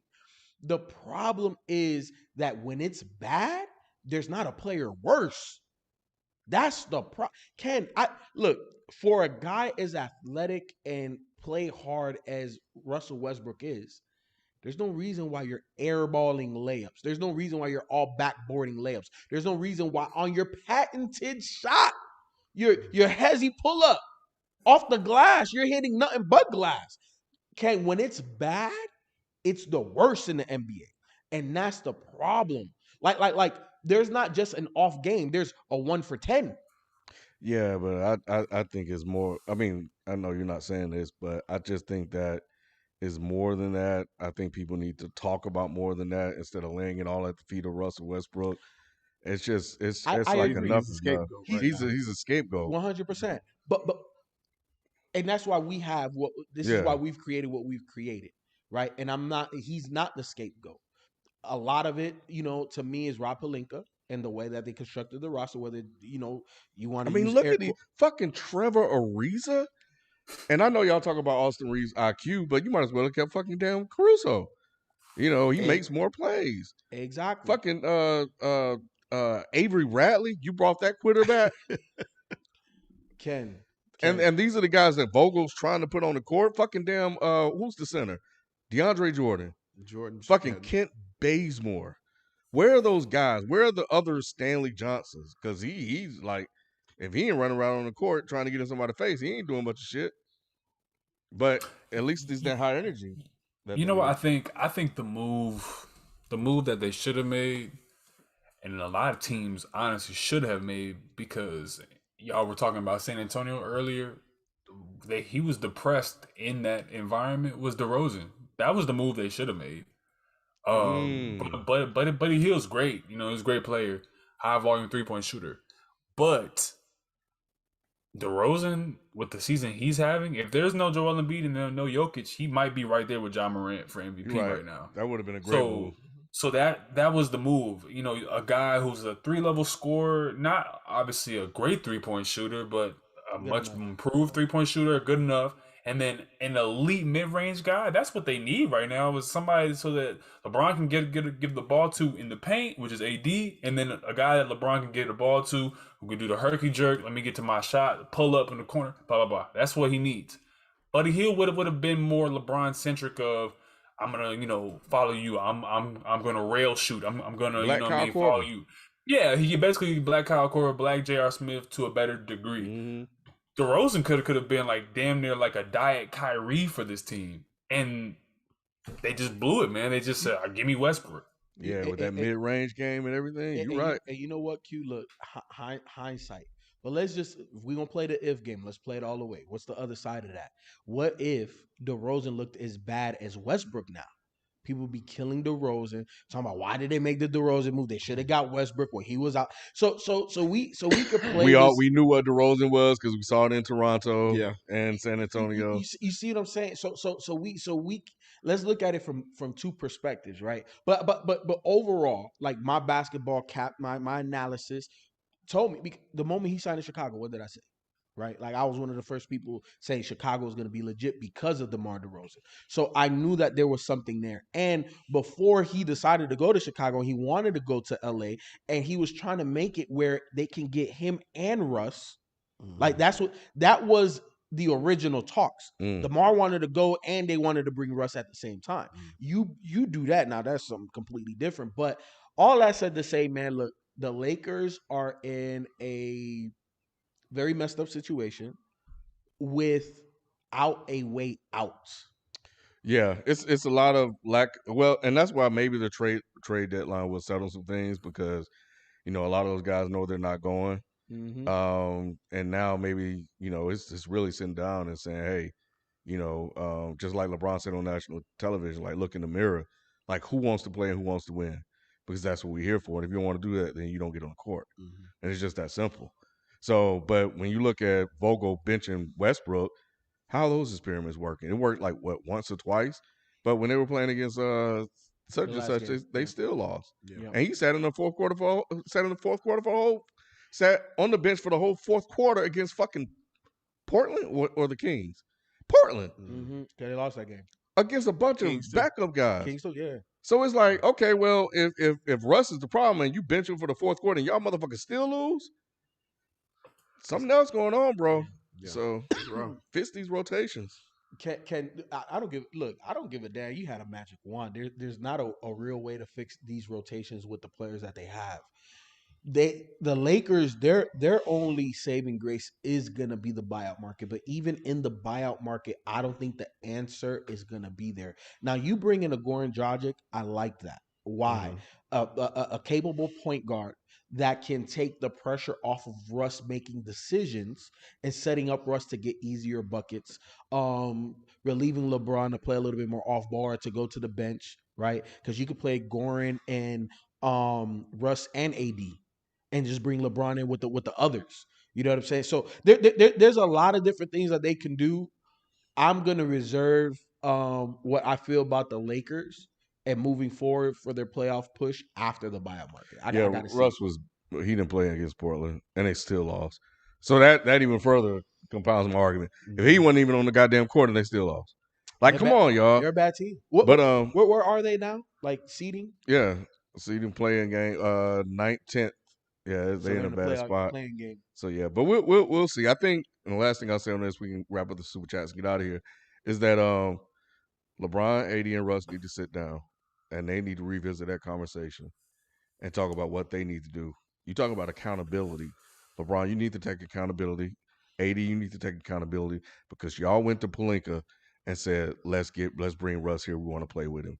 And whatever y'all worked out and said and figured out how they were going to play together, y'all need to have that conversation because he's here now. Mm-hmm. So now you got to figure out how you're going to make it work. Correct. So did you see when Russ went over to him and was telling him he's sorry he couldn't help him when they didn't let him on the court? Yeah. Did you see their faces? How they? Bro, they're just looking look at at him like, all right, dude. All right, bro. Yeah. But, it's just like, I Oh, think he man. was just like, I mean, shit. Y'all sat me down and y'all still fucking losing. That's what he was saying. So. He was like, hey, man. Hey, remember off season we went to Vegas? Y'all remember that, right? Y'all remember? Come on, man. Hey, right? It was all good a week ago.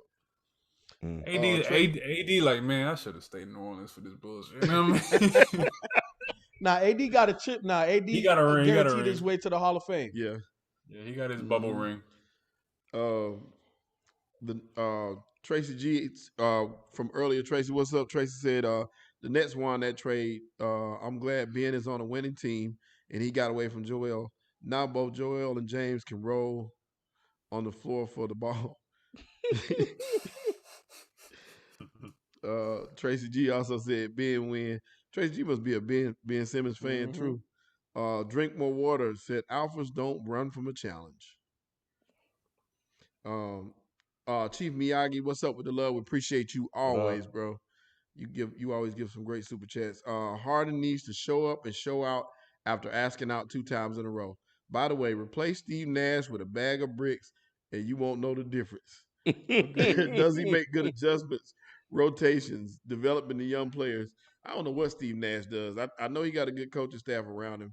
Was his calling card, but I don't know what he does actually. Is this his first year coaching? How Second. in the hell? Nash? How in the Second hell we year. talking about developing young players? He hasn't even finished the season. Come on. I thought he coached last year. Well, yeah, but it's the first head coaching gig. So this is his second season. Oh, you got season. Yeah, this I is said second season. Okay, second season. How many young players did they really have? They traded them all. Yeah. He got DJ Most Sharp, post player. He got a couple, not a lot. Drink more water said, "How does the East shake out now after the trades?" Same. Bucks. Milwaukee at the top. Philly obviously got even better.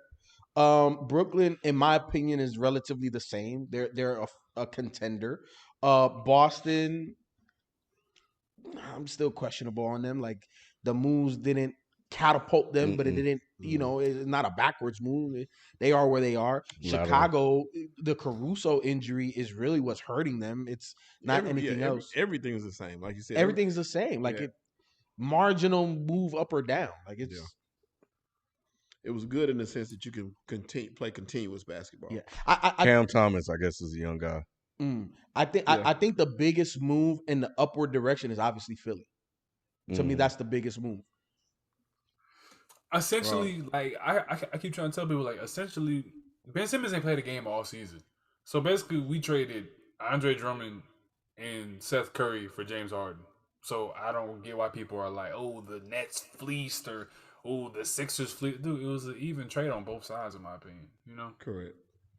It is when you look at it like that. That's true. Big Ben said March 10th, Brooklyn versus Philly. Brooklyn at Philly. That's gonna be a good game. We gotta watch that one. We're gonna have to tune in for that one. Flavian Zero said, Wait, hold on before you go. Over under that both James and Ben play that game. March James 10th. Were they both Ben playing? Simmons, Yeah, Ben Simmons gonna be back in Brooklyn on the therapist couch or some shit. They gonna say.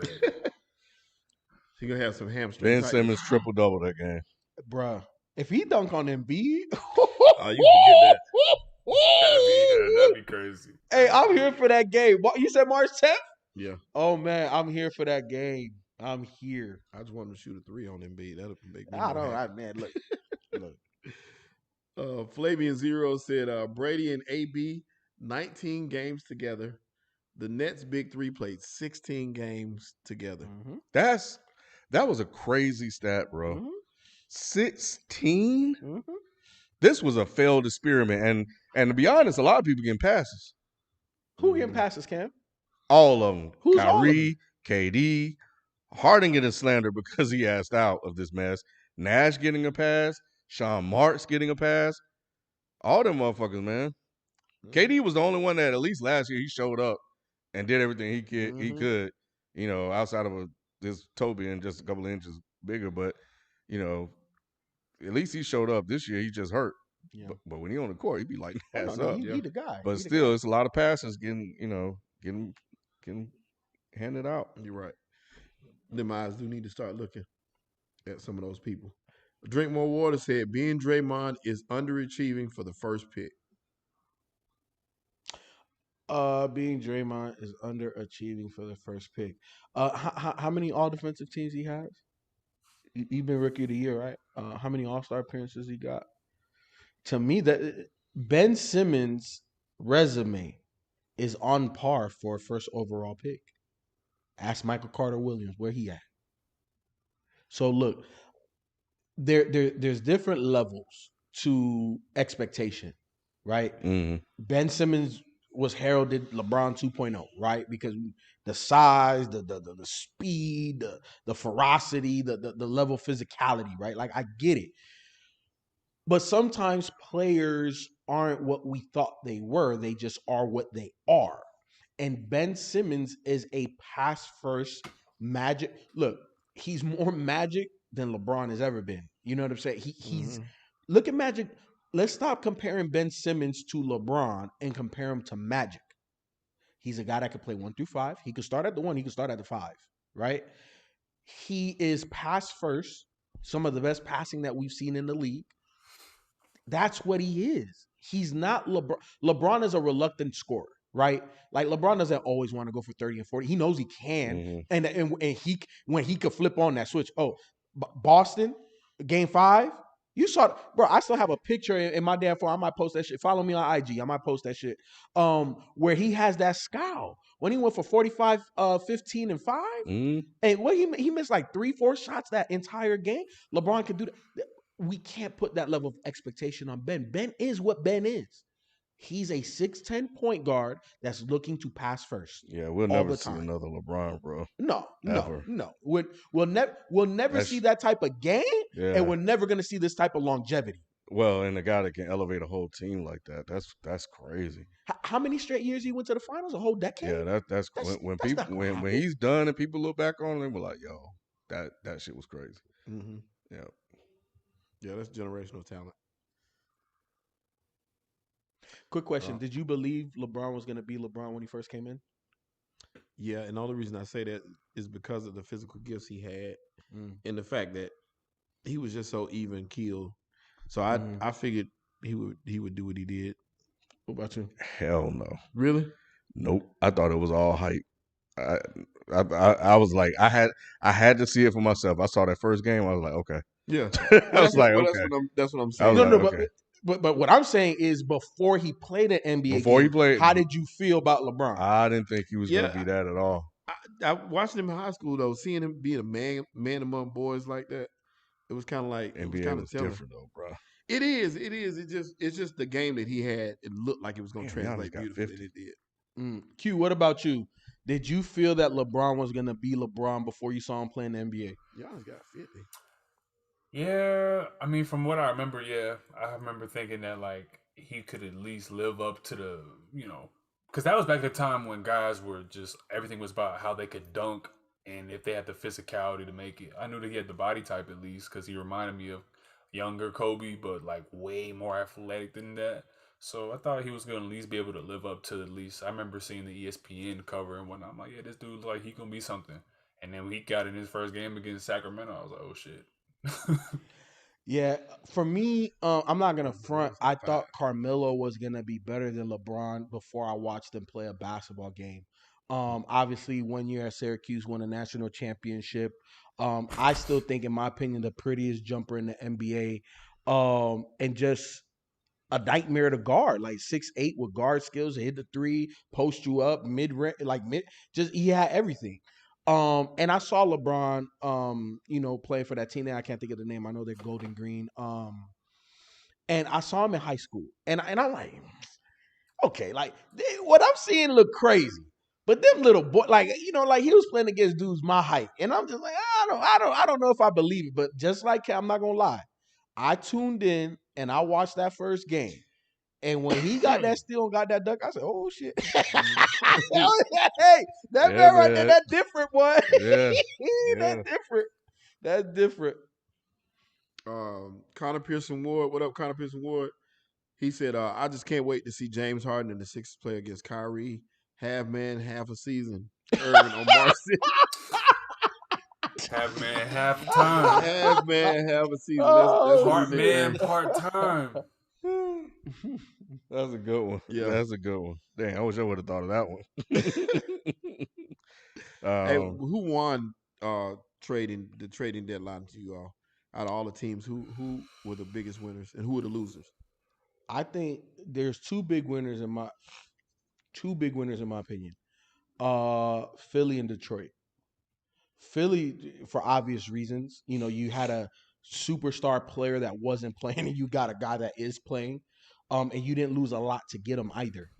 Obviously Seth and some of those other pieces are nice pieces, but if that's what it takes, go. Mhm. The reason why I'm saying Detroit is because this gives them a legit big with potential. We don't know what the hell is Marvin Bagley. We don't know. We know he's 6'10", smooth lefty that has a versatile game, and you put him with a 6'8" point guard. And then all of the other draft picks and how young that they are fits with the timeline of Detroit. So to me, even though you're gonna have to make a decision on paying him or not, it's worth the risk. Is 100% worth the risk, Mhm. because if he pans out with what they already have, man, like that's nice. So to me, those are the two biggest winners. Yeah. I think both teams won on that one. Philly, Brooklyn. The loser, I think it's the Wizards. Yep. Yeah. And No, fucking that was Dallas. good. Honest, like I what the think fuck? Dallas is the biggest Yeah, loser. the loser. Yeah, that's what I meant. Dallas. What the fuck are y'all doing? Yeah. Losing I think Luka. beyond the obvious two, which I think is Philly, I really love what the Clippers did. I love that Norman Powell pickup. I like the Covington depth, and then I like the fact that they were able to offload Eric Bledsoe and whatnot to hopefully get Kawhi and PG back, if not this season, in the next season, because they're loading up for a third move. Jerry West doesn't just make moves to make moves. And then I also think lesser winners, but still winners to me, was the Cavs with Karis LeVert. A guy like him off the bench is incredible. And then probably Milwaukee. I just love the depth, man. Like, regardless of how much Serge Ibaka has left, just being even the third or second big behind Portis and Giannis, it's crazy. And then if Brook Lopez comes back, they'll be a deadly, shooting team. You could probably even play Brook and Serge together. Gonna repeat. I like the fact that Charlotte got Montrez, of course course, and not for, but they got him for nothing, Mhm. and now he has something to prove. They got I'm Montrez. gonna be watching that situation, Sheldon, because everywhere that Montrez has been, I think he looks at himself like he is fucking Karl Malone or some shit. I don't know. It's just like I don't know, man. Like the way that he thinks of himself and the Clippers, and no disrespect to Trez, I don't want no smoke, but it's like when it comes to his game, yeah, he won 6 Man of the Year. It was great. You know what I mean? Doc Rivers has a great offensive system, but obviously we know what he does in playoffs. Trez didn't really show me much against the Nuggets. Couldn't even play him because he don't really protect the rim like that. He's rough and tough. I'm not gonna lie, but go to the next team, the Lakers. He has a problem there. They didn't play me enough. They didn't play to my strengths. Goes to Washington. They ain't play me enough. They ain't play to my strengths. What are your strengths, bro? Like, you know what I mean? Like, all right, you push the rock a little bit. You have a nice little righty lefty hook, but beyond that, dude, you don't stretch the floor. You know what I mean? You don't really bring a ball handling aspect that is good enough to let you be that guy. You're not Giannis. So maybe in Charlotte, I'm hoping he'll find his footing like you're thinking. And I hope he does, because I think he'll be a nice pickup if he can fulfill what he thinks his talent is. And I hope he can find that. Yep, and I'm with you on that. And it will be interesting to see. Like I said, I hope he's playing with a chip on his shoulder and he can round back up to that 6-man form. I want him coming off the bench. I don't want him starting. I want him coming off the bench, adding that energy, because that's something that Charlotte needed. And they got him for nothing. That's how I look at it. I look at, they got him for without giving up assets, picks, or anything. They still need to be playing boat night a little bit more though. because the man got Well, talent. now he can because Well, I know, Ish is gone. I know. Mhm. That's why I said what I said, bro. Yeah. That's what I said. Mhm. Boat Knight, I think, is gonna be one of the most underrated people of this particular draft. Mark, you heard it here first. Yeah. You know what team I felt was good, but it didn't move the needle. But I felt they needed to make that move anyway for both teams involved. CJ McCollum to New Orleans. Mm. You pretty much got him for Josh Hart. And no disrespect to Josh Hart, he never gonna get buckets like CJ. He's not no bucket getter like that. And what Josh Hart gives you defensively over CJ, give me CJ's offense.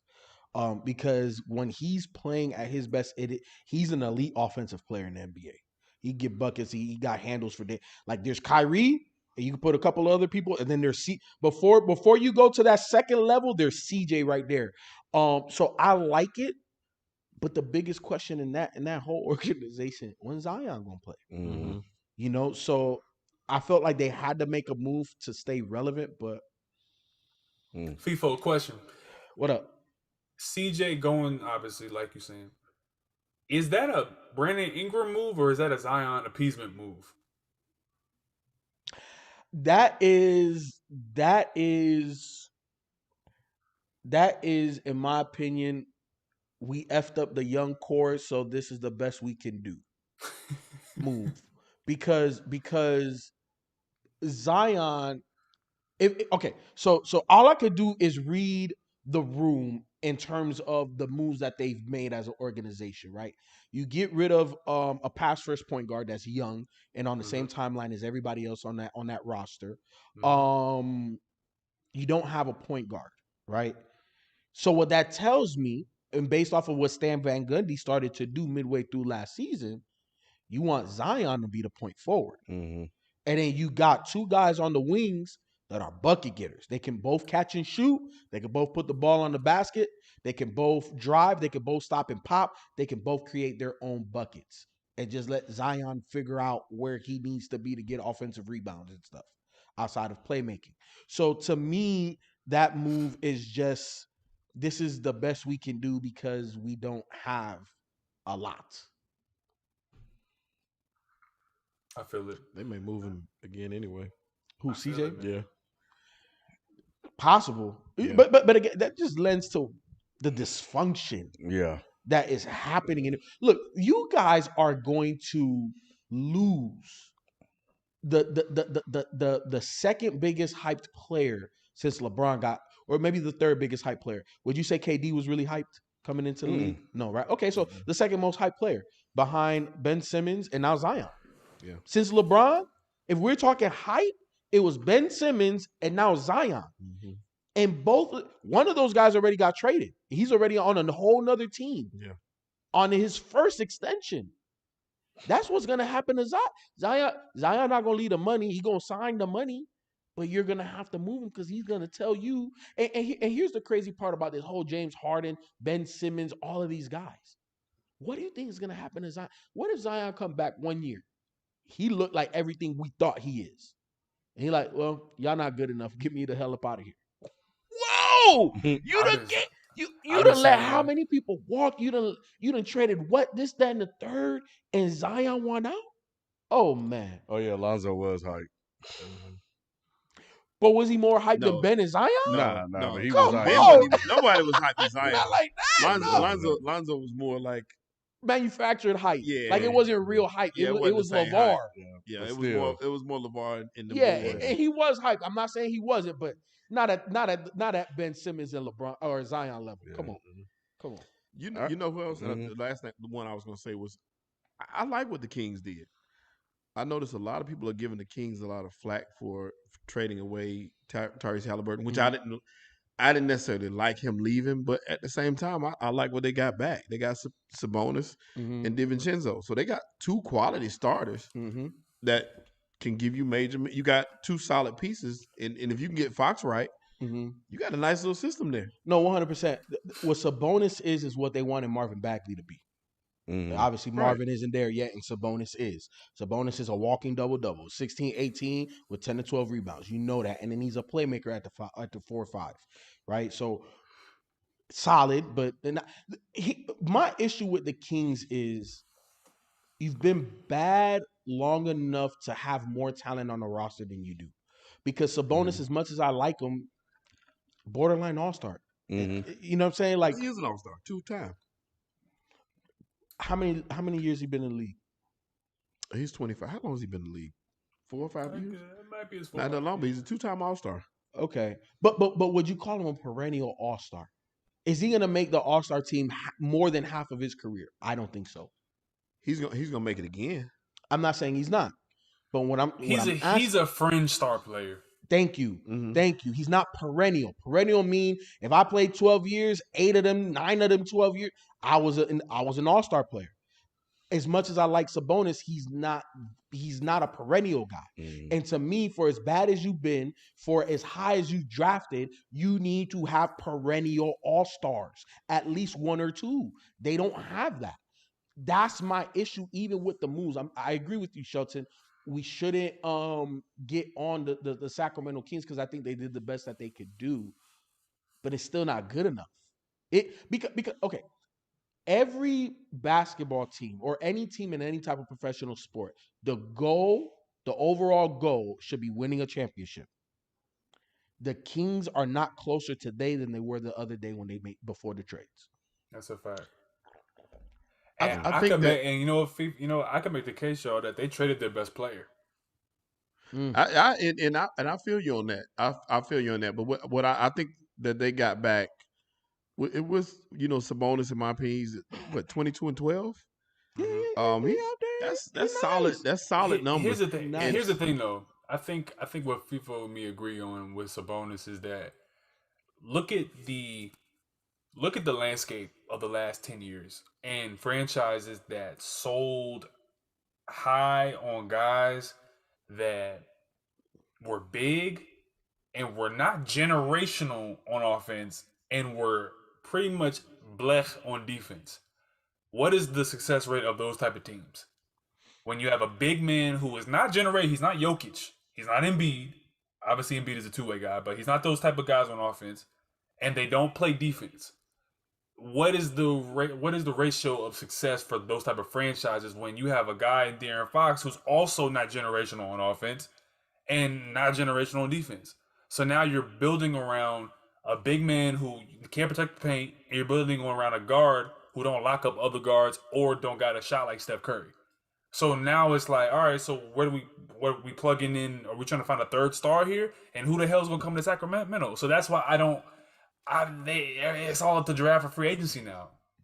So Shelton, remember what I said, how I rate players, right?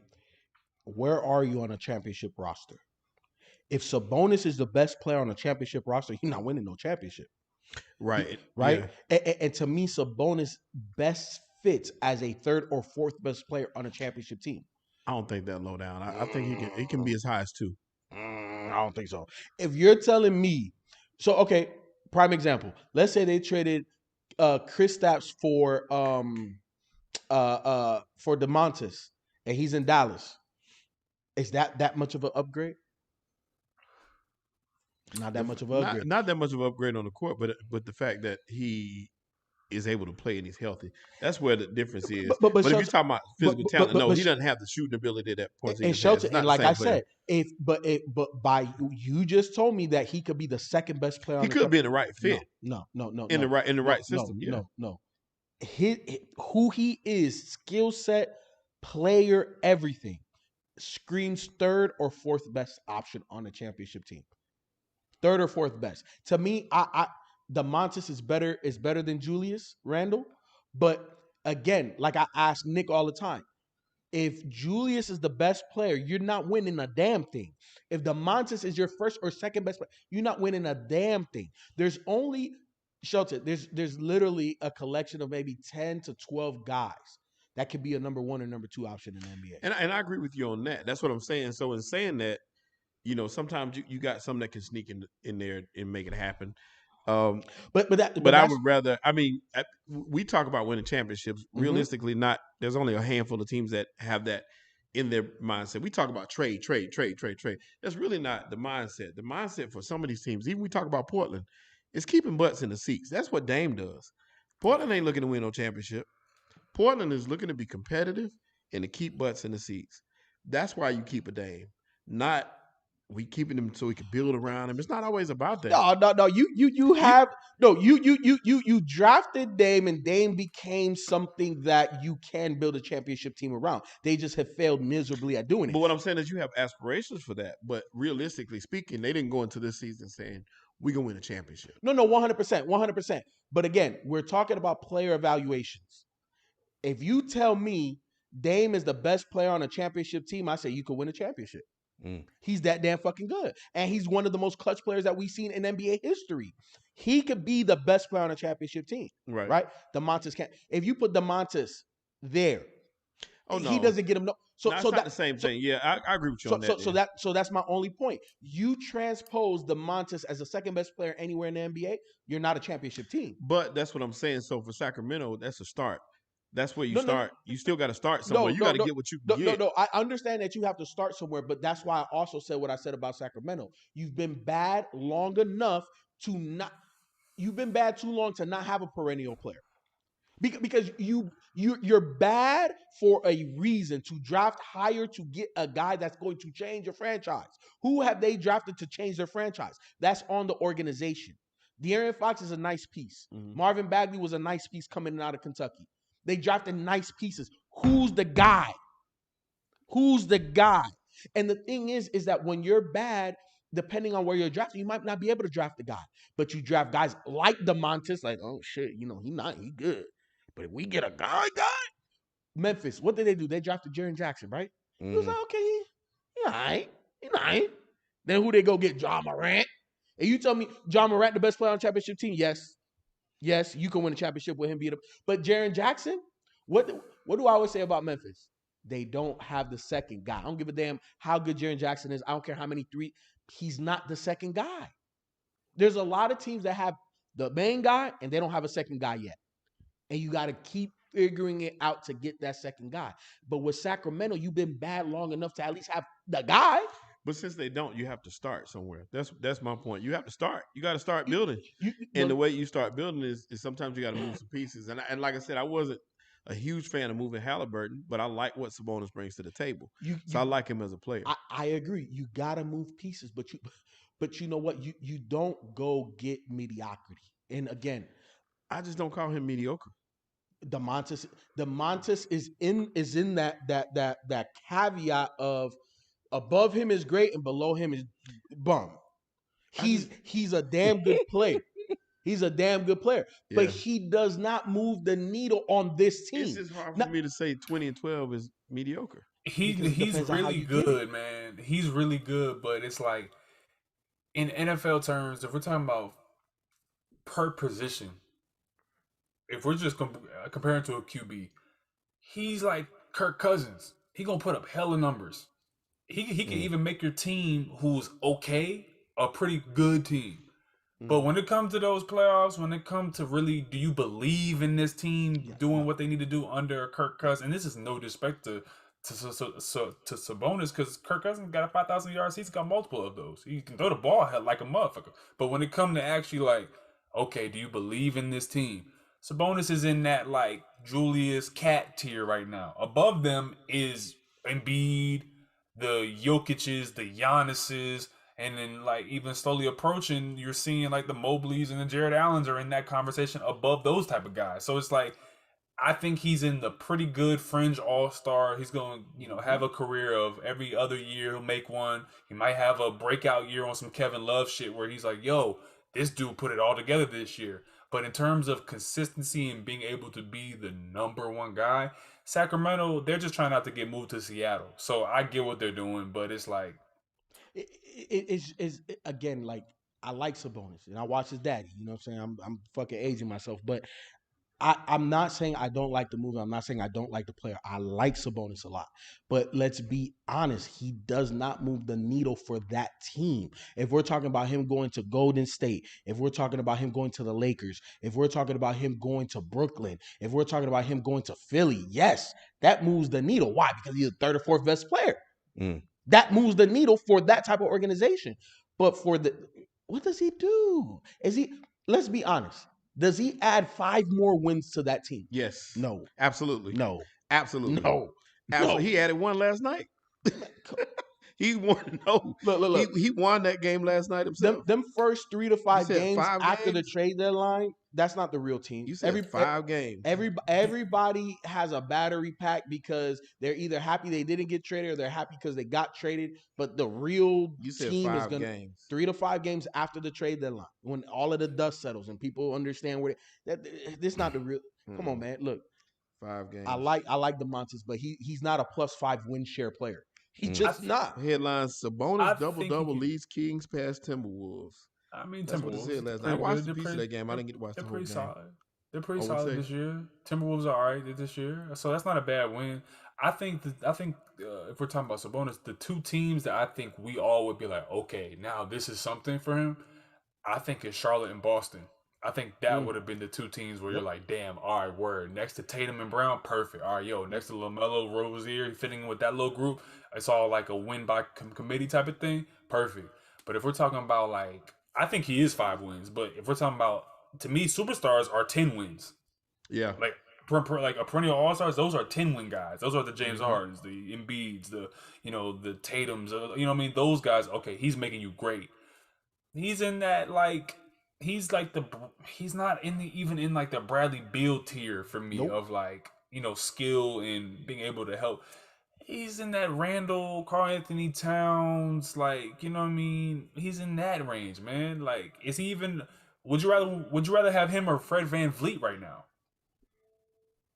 And Fred VanVleet has been balling, you know what I mean? So it's come on. Yeah. He all-star. Cool. Do we have one more super chat? No more super chats. I was just gonna mention that Aaron Rodgers won MVP. Of course. TJ won Player of the Year. Defensive Player of the Year. Comeback Player of the Year was Joe Burrow. And Rookies of the Year was Chase and Parsons. That makes sense. All right. Well, thank you guys. This was the trade recap, man. We hit a lot. A lot happened. But we'll be back Tuesday, of course, to recap the Super Bowl. And we'll catch you then. We out. Peace. Peace.